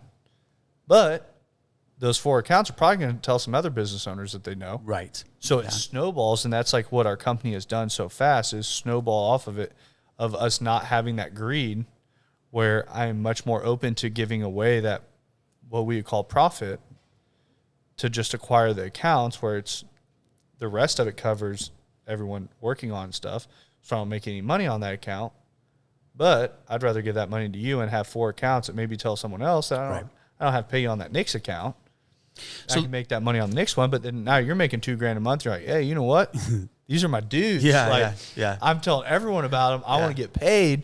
And then all of a sudden, like, I have multiple people that I write checks to month over month that don't sit in this office. Right. So let me ask you this, and this could just be me correlating 2 different things together, and it's not causation. What made you reach out to me about coming onto the podcast? Did you see something, or? Well, I've just seen you do podcasts, and we were trying to think of so, guests, like, and I was we've like, talked that about would be really good, and would get along, and the flow and everything. Okay. We've honestly, talked about your those reputation things. was all it was. Okay, so, but now. We've talked about those things, but it's also like, I very much respect you on knowledge base. Mm-hmm. I think that you and your sister, your sister's gnarly. Yeah. Moto Mom is like, his sister has a, what do you call it, blog, or like. Yeah, that's the easiest way to put it. She has a blog. Yeah. She is phenomenal at writing. Like, your whole family is just, they have a reputation around here that is great. And I think you are somebody that has a lot of knowledge in the marketing space. Yeah. And a very high level of respect in the motocross space too. And not every podcast that we do has 100% correlation to everyone that listens. Right. Which there's no way that we're going to be able to do 500 podcasts that 500 of them correlate to every single person that listens. So I was curious, what like at that time I had a story, and this was something that I just put out there just to see. I was like, I'm just going to cast a net out into, the abyss. The abyss. Yes. Thank you. And just see if something happens out of this.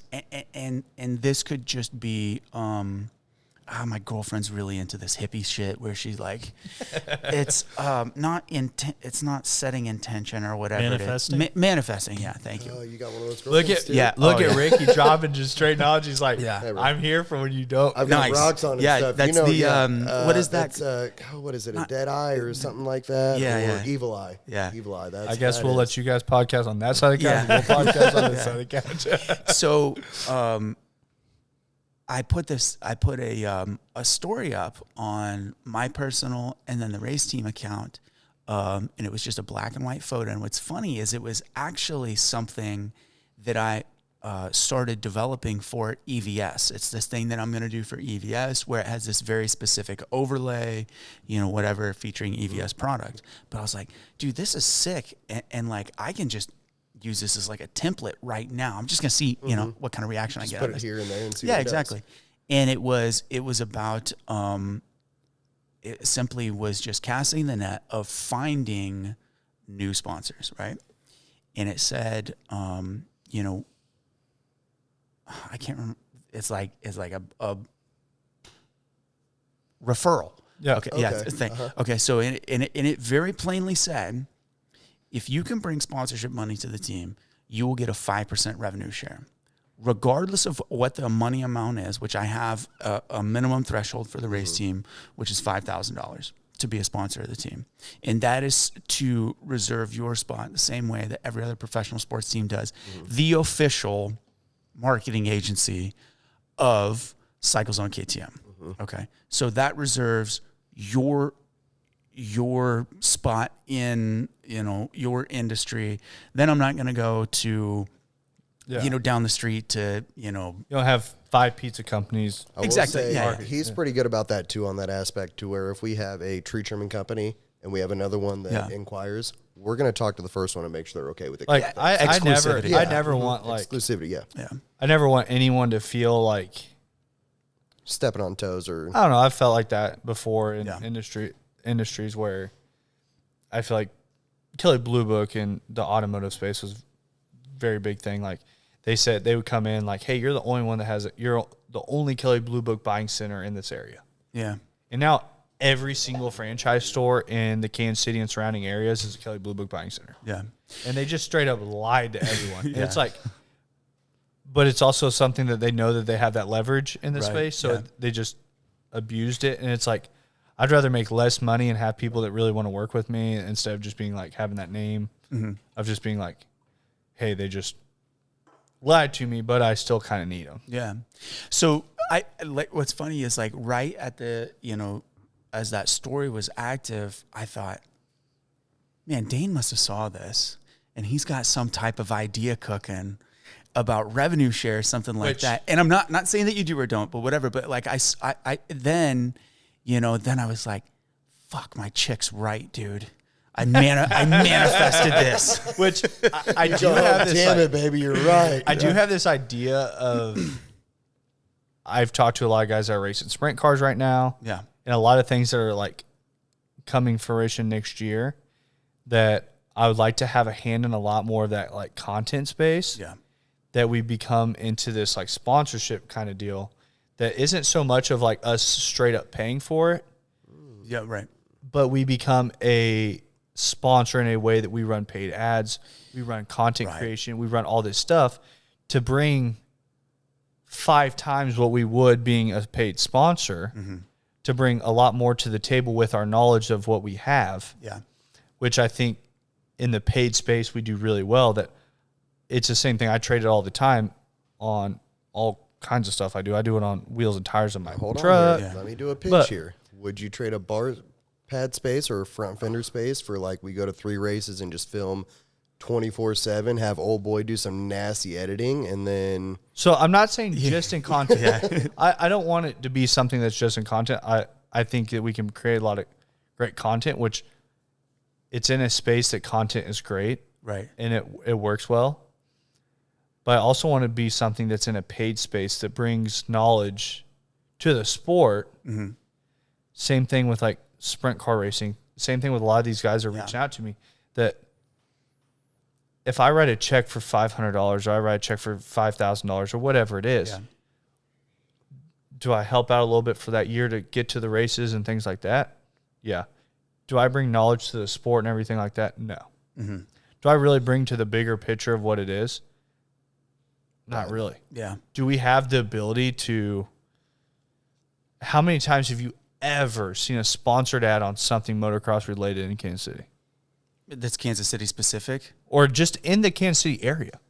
Oh, none. Yeah. Zero. Like, that's where I look at those things. Think about the level of...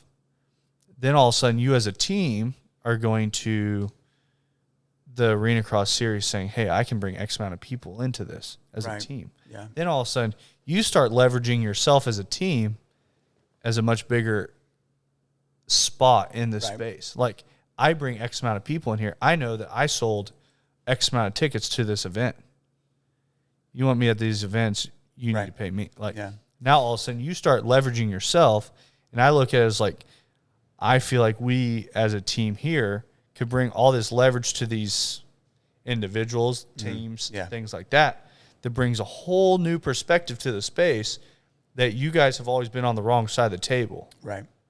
That they always have leverage over you, and all of a sudden it's like, how about we come in and say, you know what, we're going to be on your side, and we're going to flip this table around. Right. You know, and I'm at this I'm at this point now where I, like with all motorsports, to pay for it, it's 100% sponsorship driven. Mm-hmm. And, you know, we look at, let's say, NASCAR or something like that, and there will be a car out there that's sponsored by some minuscule pharmaceutical, okay, like Zyflamin or something like that. I was like, what the fuck is Zyflamin They're getting needing the write-off. That's exactly right. And but the thing is it's the back end benefits that come along with it. Okay.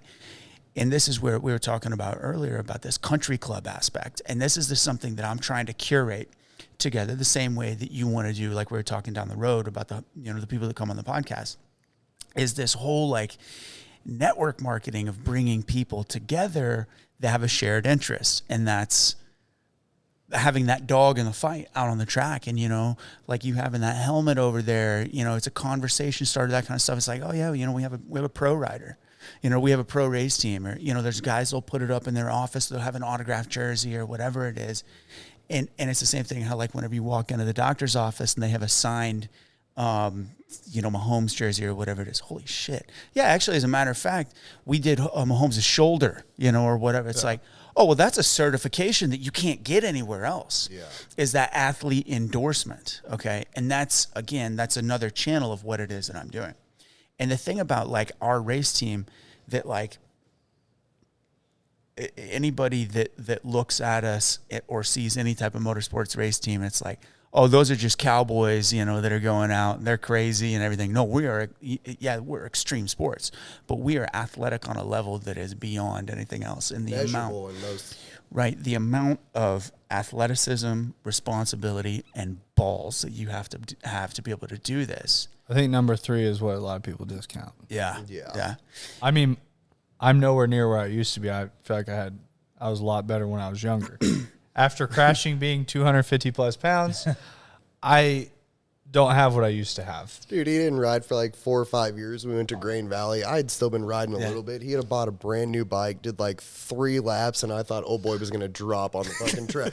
And like he was like, I'm not jumping that. I'm not built for this. It's been 5 years, and I get why I'm not doing it like that. I don't know why it became so hard so fast. So I do know that motocross is one of the most intense physical sports. Mm-hmm. Yeah.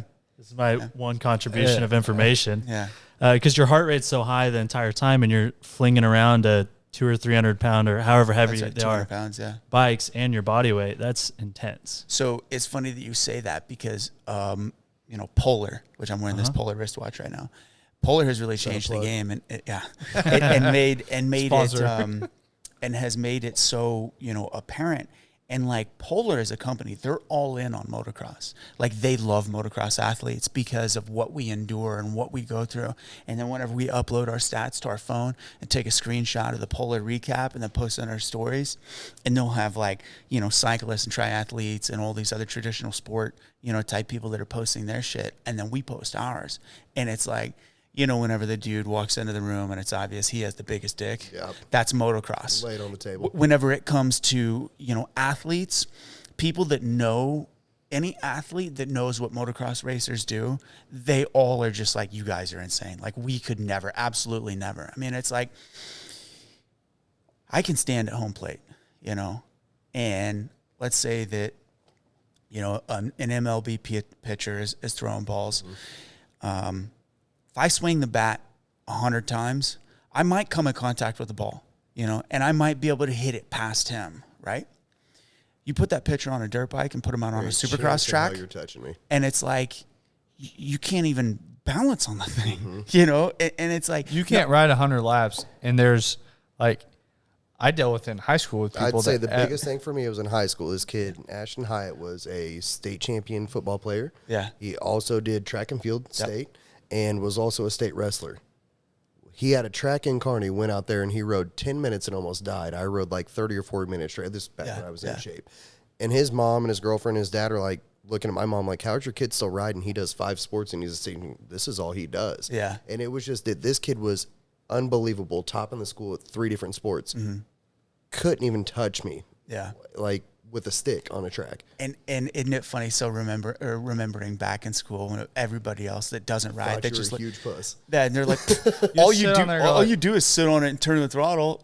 It's so funny because like we may never talk about that, but everybody that has ever owned a dirt bike, some kid at school has said that exact same 100%. Thing. And it's like, I think it's funny when you look at that. But it's also, I look at how many people that got into riding motorcycles afterwards that said things about that. But it's like, what people didn't look at was, I mean, I started riding motorcycles at 5 years old till I was 16 or 17 when Dre broke his back. Quit kind of early, post. Well, it wasn't my choice. My brother got very hurt. Right.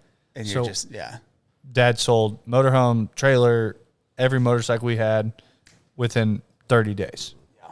So it's like when that thing, it wasn't a choice. Like that was something I was planning on doing the rest of my life. And you have these people that say stuff all the time. It's like, I broke 17 bones racing motorcycles. That's the cowboy aspect of it. Exactly. And most people don't understand that. Yeah. And they're like, what? Like 10 out of 10 people you say that to, they're like, what are you talking about? Yeah. Or anytime you go to the hospital and they ask, well, how'd you do this? Racing motorcycles? Nope, I was playing tags. I wouldn't have insurance. That's right. Yep. I jumped off a retaining wall playing hide and seek or some BS. Yep. I'm like sitting there at the hospital with a broken arm, broken leg, and my dad's like, you're going to put on athletic shorts and a t-shirt. We are cutting your pants and knee braces off you before we get there. Last time, so at Loretta's, I crashed in practice. I'm not even going to go through. I did everything that you can do to your arm and shoulder. That you shouldn't do. Shouldn't do. That's right. And I stayed and I raced with one arm. I had enough strength to pull the clutch and get the bike into second gear. And then I was on a 450 and I just rode the rest of the time. I was like, I'm here. I'm going for it. I do the whole weekend. I come home on Monday morning. I go in. So 7 days after I do the actual injury, I go to the hospital at Belton Research and I tell them I fell off the ladder cleaning the gutters. Yeah. Is there any other sport that does that? No. Because I went to Millville. His dad took me, just paid for gas, food, everything. Only thing I paid for was racing. My mom paid for it. Went out there and crashed, and my first moto was running like 8th. It wasn't a national or anything. You know what I mean? Just amateur day, yeah. Crashed, hairline fracture my back, didn't know it, couldn't breathe, couldn't walk, anything the whole week. And his dad's like, you don't have to race. I'm like, no, dude, I'm never coming back to Millville. I'm riding all week. I would literally get on the bike.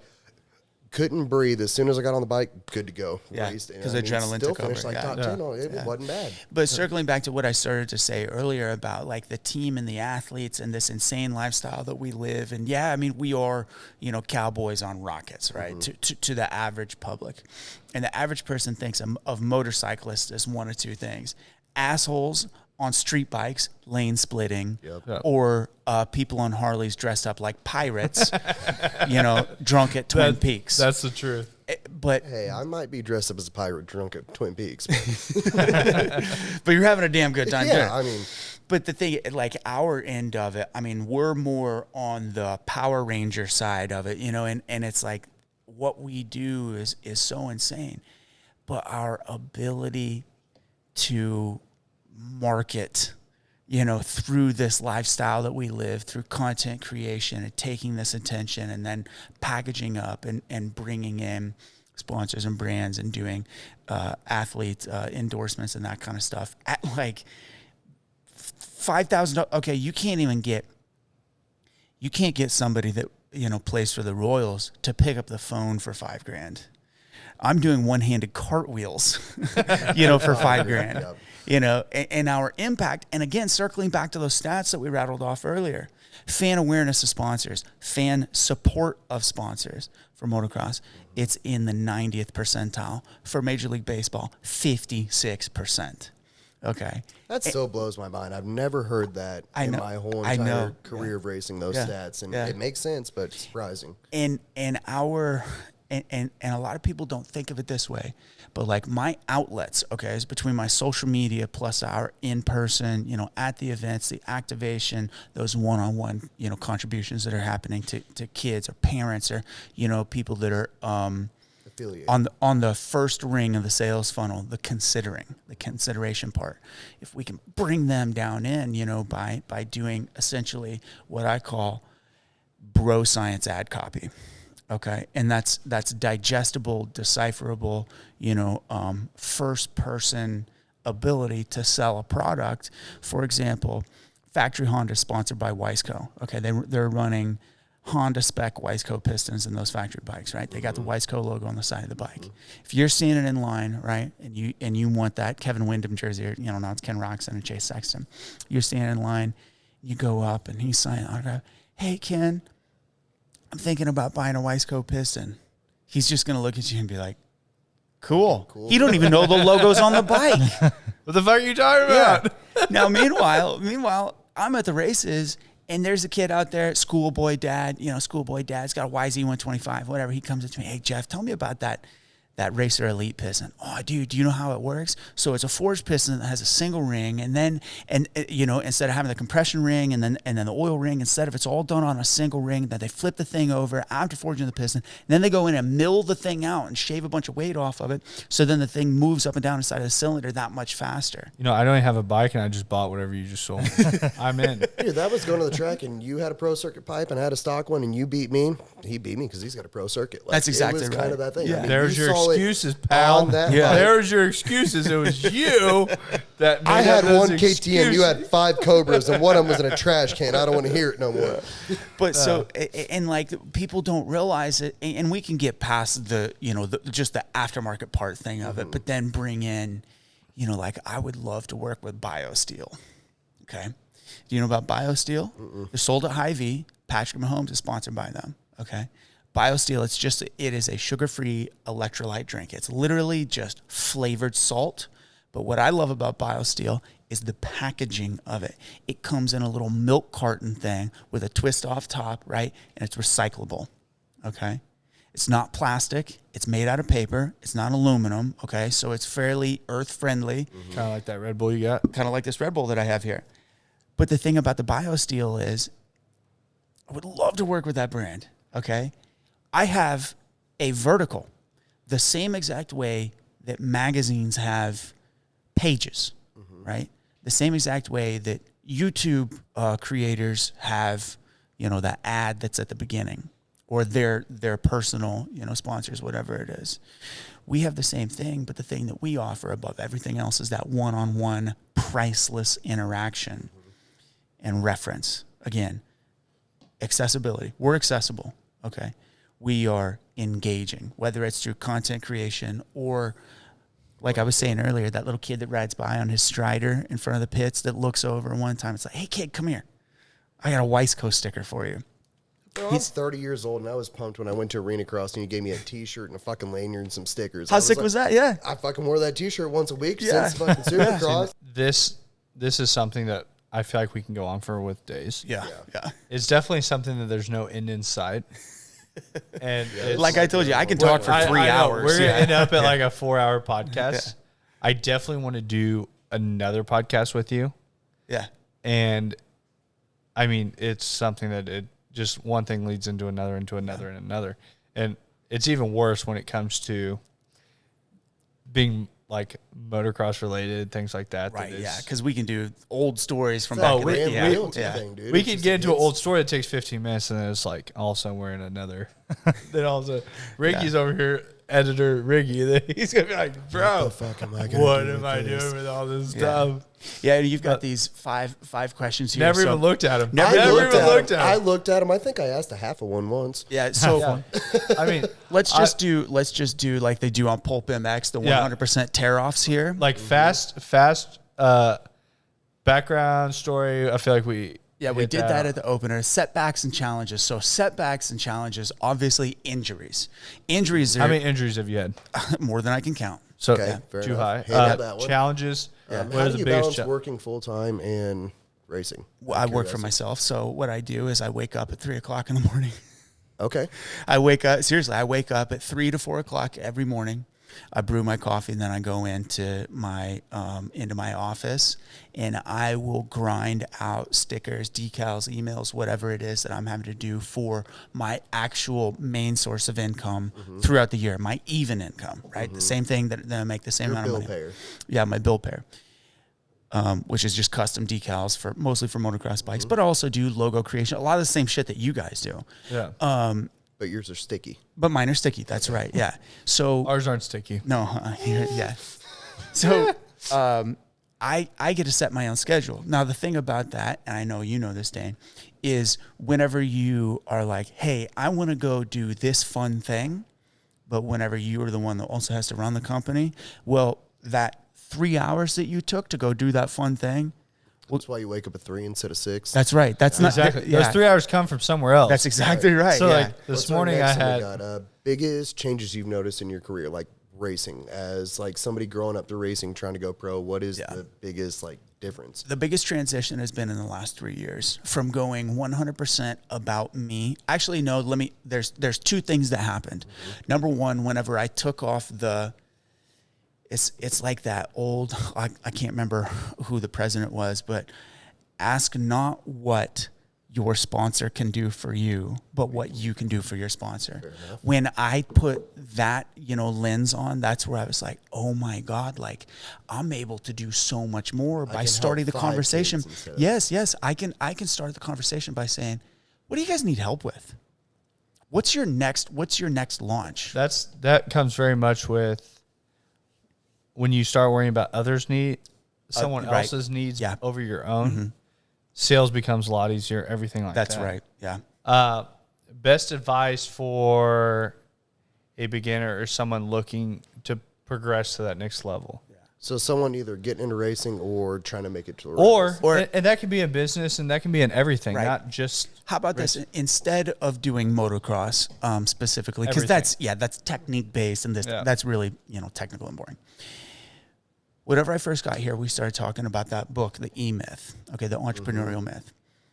Now, this is just a sliver of something, but here's a really good example. In that book, Michael Gerber, the guy that wrote that book, he illustrates anytime that you start a project or a business, whatever it is, very typically, you're the technician of that job. Okay, so you were the operator of the business. You do the thing, the service, the product, whatever it is. You're working for somebody else, and you're like, I can do it better than this, putz. Fuck this guy. I'm not going to work for the man. I want to be the man. Okay, so you're like, that's it. I'm going to do whatever it takes. I'm going to start my own company. I'm going to be the service provider. And the easiest analogy would be, let's say, a plumber. Okay, so you've got a guy that works for Roto-Rooter. He's going out. He's rotoing. He's rootering. Whatever. He's like, fuck it, I'm going to do... I know how to do that. Rotoring and rootering. Yeah. I can do this. I can do it. And I can keep all the capital to myself. Okay? Well, the thing is you're the service agent that's going out and performing the task. Okay? Whenever you are the guy that's now in charge of the two other pieces of the pie, which is being the entrepreneur. The entrepreneur is the one that dreams up the new paradigm. What's going to set us apart from the competition? What are going to be ways that we're going to be able to land new business? What is there a way to do the actual job itself better, right? And then there's the worst hat of all, the business administrator. That's the one nobody wants to be, because the business admin, think of like HR department and bean counters.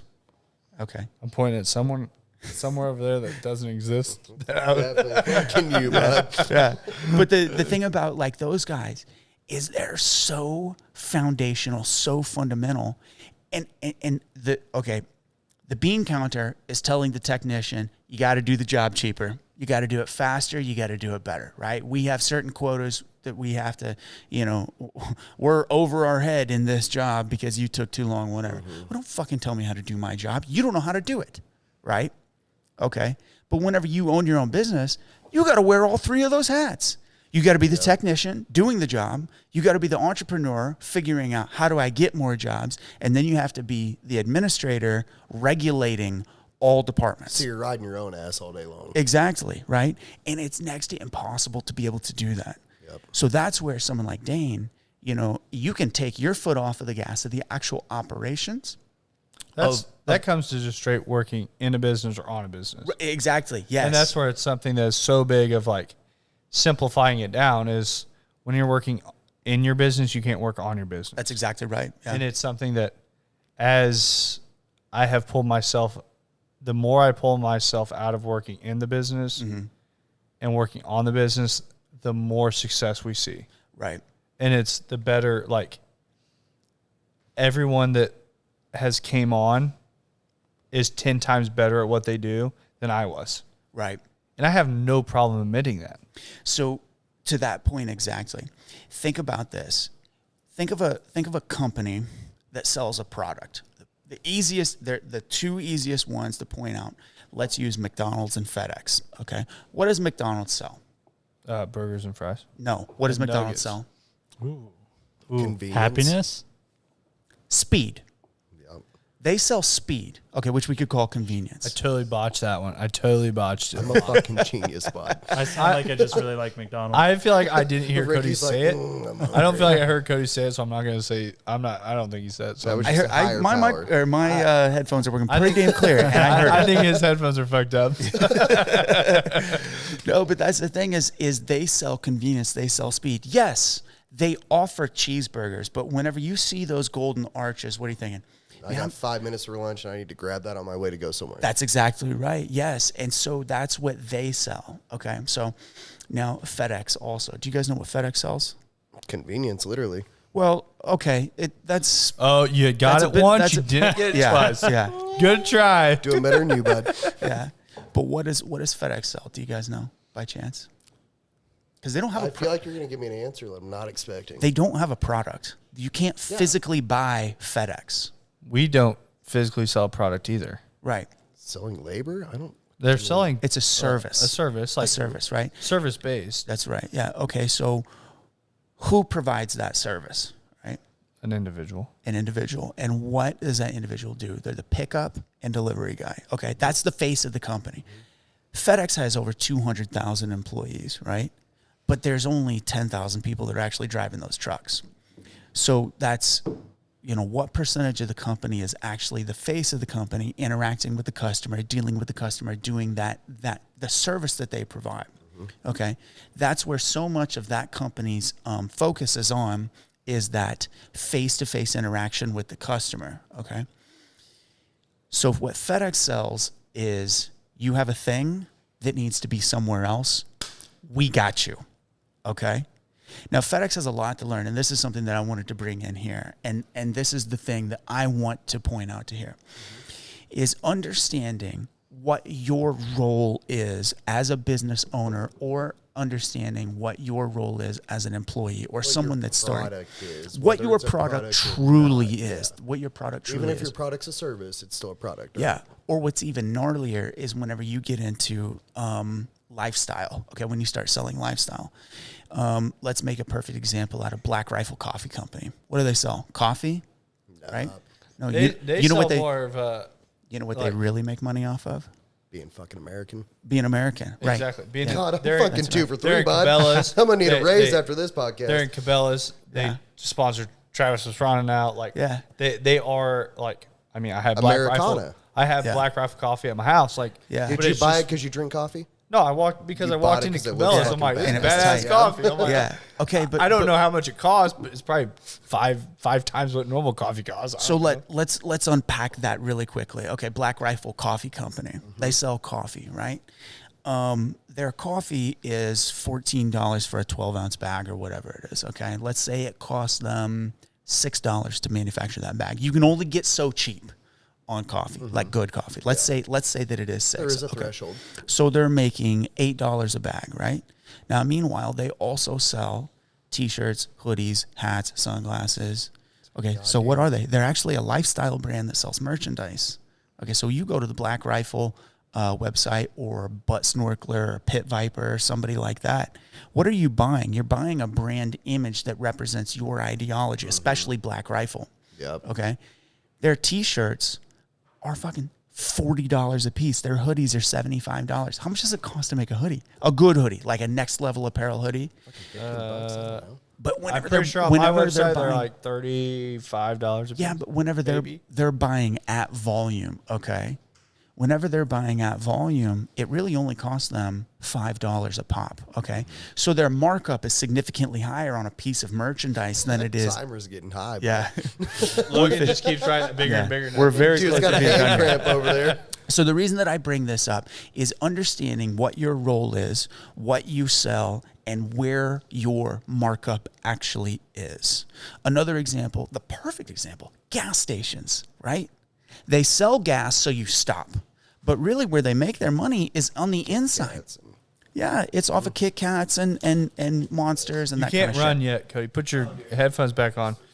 We're closing up shop here within minutes. Okay, so now what advice can I give is, and this is something I take from FedEx, and this is something you guys can implement also. Everybody that is in business or has any type of, obviously, you know, we can sit here and jerk each other off and be like, oh, yeah, fucking, there's no such thing as a problem, only opportunity to learn. Like, yeah, that's a mindset, right? But there has to be a best practice to apply that mindset to. And the one that I use is the 5 whys. Okay? And the 5 whys, regardless of what your issue will, you will figure out the root cause of the problem within 5 times of asking why. Dan showed up late today. Why? Oh, because he had this meeting run late. Okay, why? Well, because of this. Okay, but why did that happen? Well, actually, it's because his coffee maker broke. Well, why did his coffee maker break? Because he didn't clean the fucking thing. Okay, so that's it. Literally, it almost always goes back to personal responsibility, inability to do due diligence. And then additionally, what you might also find on your path of 5 whys is another problem you don't even know that you had. Okay, so if you're having a problem with this customer or this thing or this product or whatever, or this system, and you ask that why 5 times, maybe on the 3rd why you realize, holy shit, we actually have 2 problems here and we didn't even realize it. And you can solve that problem and potentially other small offshoot problems by asking the question why 5 times. So whether that's to a business owner, an administrator, a manager, or someone that's looking to work their way up in their department or whatever, and they have the opportunity to apply the 5 whys on their system, their operation, their business, whatever, and now we're working on the business, like you said. That 5 why will always reap benefits regardless of what the situation is. So above all, whatever, and this is just advice on problem solving, but everybody has problems. So this is the easiest one to spit out. Apply that 5 whys to whatever your problem is. Write it down on a whiteboard. Okay, we have 5 questions. Yeah. We have 115 minutes, which is in 5. Yeah. We have 5 whys. Yeah. I feel like we've nailed it. Yeah. Ricky's like, I'm in a nightmare over here of editing. I've had plenty of footage to find reels though this week. Yeah. Cody's like, I'm in on like all kinds of time to find reels. Ricky's like, I hate my life because I got to edit 115 minutes. So is this one going to read to be continued? Do what? Yeah, I mean, that's, you know, I'm going to end this as a to be continued. So, okay, now and you know what we should do is on the next one, go straight into business because we did the backstory on this one. Yeah, we kind of fucked up a little bit. I do feel like that I knew this backstory was going to be a lot more than like what we anticipated. And I do want to do another one that is going to be just like, we start off like, hey, go listen to series 1. Part 1, yeah. Like part 1, part 2 is 100% business wise. Yeah. Which I would love to do, and you know, and we'll start getting into, you know, the like consumer psychology. You were talking about your like you and Garrison, Mike Garrison on, which we want to have Mike Garrison on the podcast also. We were talking about you guys having a podcast. And you're like every single one of them goes 3+ hours. Yeah, of just like I feel like stop it, man. I know it's something that like once it gets rolling, it's really hard. Yeah, especially in something that we've done for so long, but I feel like we've touched on a ton of things. We're definitely have to have a part 2. Yeah, and we should do more. Maybe set that one up because this was just story time and bullshitting. I think the next one, you know, maybe we do transition more towards the Q&A side of like, hey, here's a thing, you know, about your team or whatever specifically. And maybe we do something like a week before it starts via Instagram, Facebook, everything, and get a bunch of questions from a lot of people. Yeah. That say, hey, like, these are a lot of people we know from the space. Send in your questions. We're going to answer them on the podcast. We're going to go over a lot of these things to get those answers. Yeah. Could we do a live podcast sometime? We do Facebook Live. Could you do like a Facebook live podcast and like answer live questions as they come? Cody's going to get kicked off podcast. He's going to get kicked off throwing out random ass questions like this. I've been trying to get kicked off for 3 weeks now. Yeah. But I think we touched on a shit ton of stuff. Yeah. And It shows 115 up there. I'm probably thinking we're at 120 now. Oh, yeah. He hasn't came back in. But They went home. we're going to have a part 2 to go into all this. I just feel like we have so much to touch on. Yeah. And You know, I hope that it's equally as entertaining. So I started listening to the Supplement Superstore guys, and there was a few things like at the beginning of that, whenever they were explaining the transition of how they went from, you know, dumbass college kids that were running those Tito's or whatever they were stores down in Springfield. And then they kind of glossed over a few things. I'm like, whoa. Like, hey. Which it's so hard to play like a fine line between, do people want to hear like, so just like I'm listening to the Coffee Bean. You can't attend to all audiences. Some right, people care exactly, about details, some Damon people West bullshit. has a book that's a 25-minute book on the Coffee Bean story. Yeah. But when he gets done, he has an 11-hour book on his full story. Yeah. So it's like two different things that I bet every 10 people that listen to the Coffee Bean book, 5 of them go listen to his The story. So yeah. It's just a hard thing that I don't know, down the road we might have to think of another way to go more into depth with people that come on. That it's like you have the M3 podcast, and then you have a M3 podcast in depth. Square, yeah, M3 2, yeah. Like an M3 2 that's like more of like an after hours kind of deal. That it's hey, here's a 3-hour podcast that if you want to find more information on this person, go here. Like, and you might catch version of the let's do M3 cubed. So then it's 3-dimensional. That's high, yeah. I like it. I don't know if can I be the first M3 cubed? yeah. But I'm going to say that this is the M3 podcast before we catch somebody coming in here writing times up here again. And normally we key Ricky. Or before your girlfriend chokes you out for taking too long. Is she here? Oh, yeah. She's ready to give you the people's elbow. I know. She's giving the people's elbow from the deep south over there. But I'm going to key Dalton this time. I think he's over there. Thanks for listening to the M3 Podcast. Be sure to subscribe so you don't miss the next episode. Want to learn more? Check us out on Instagram at Moss Marketing Group, on Facebook at Moss Marketing 58, or on our website at mossmarketinggroup.com.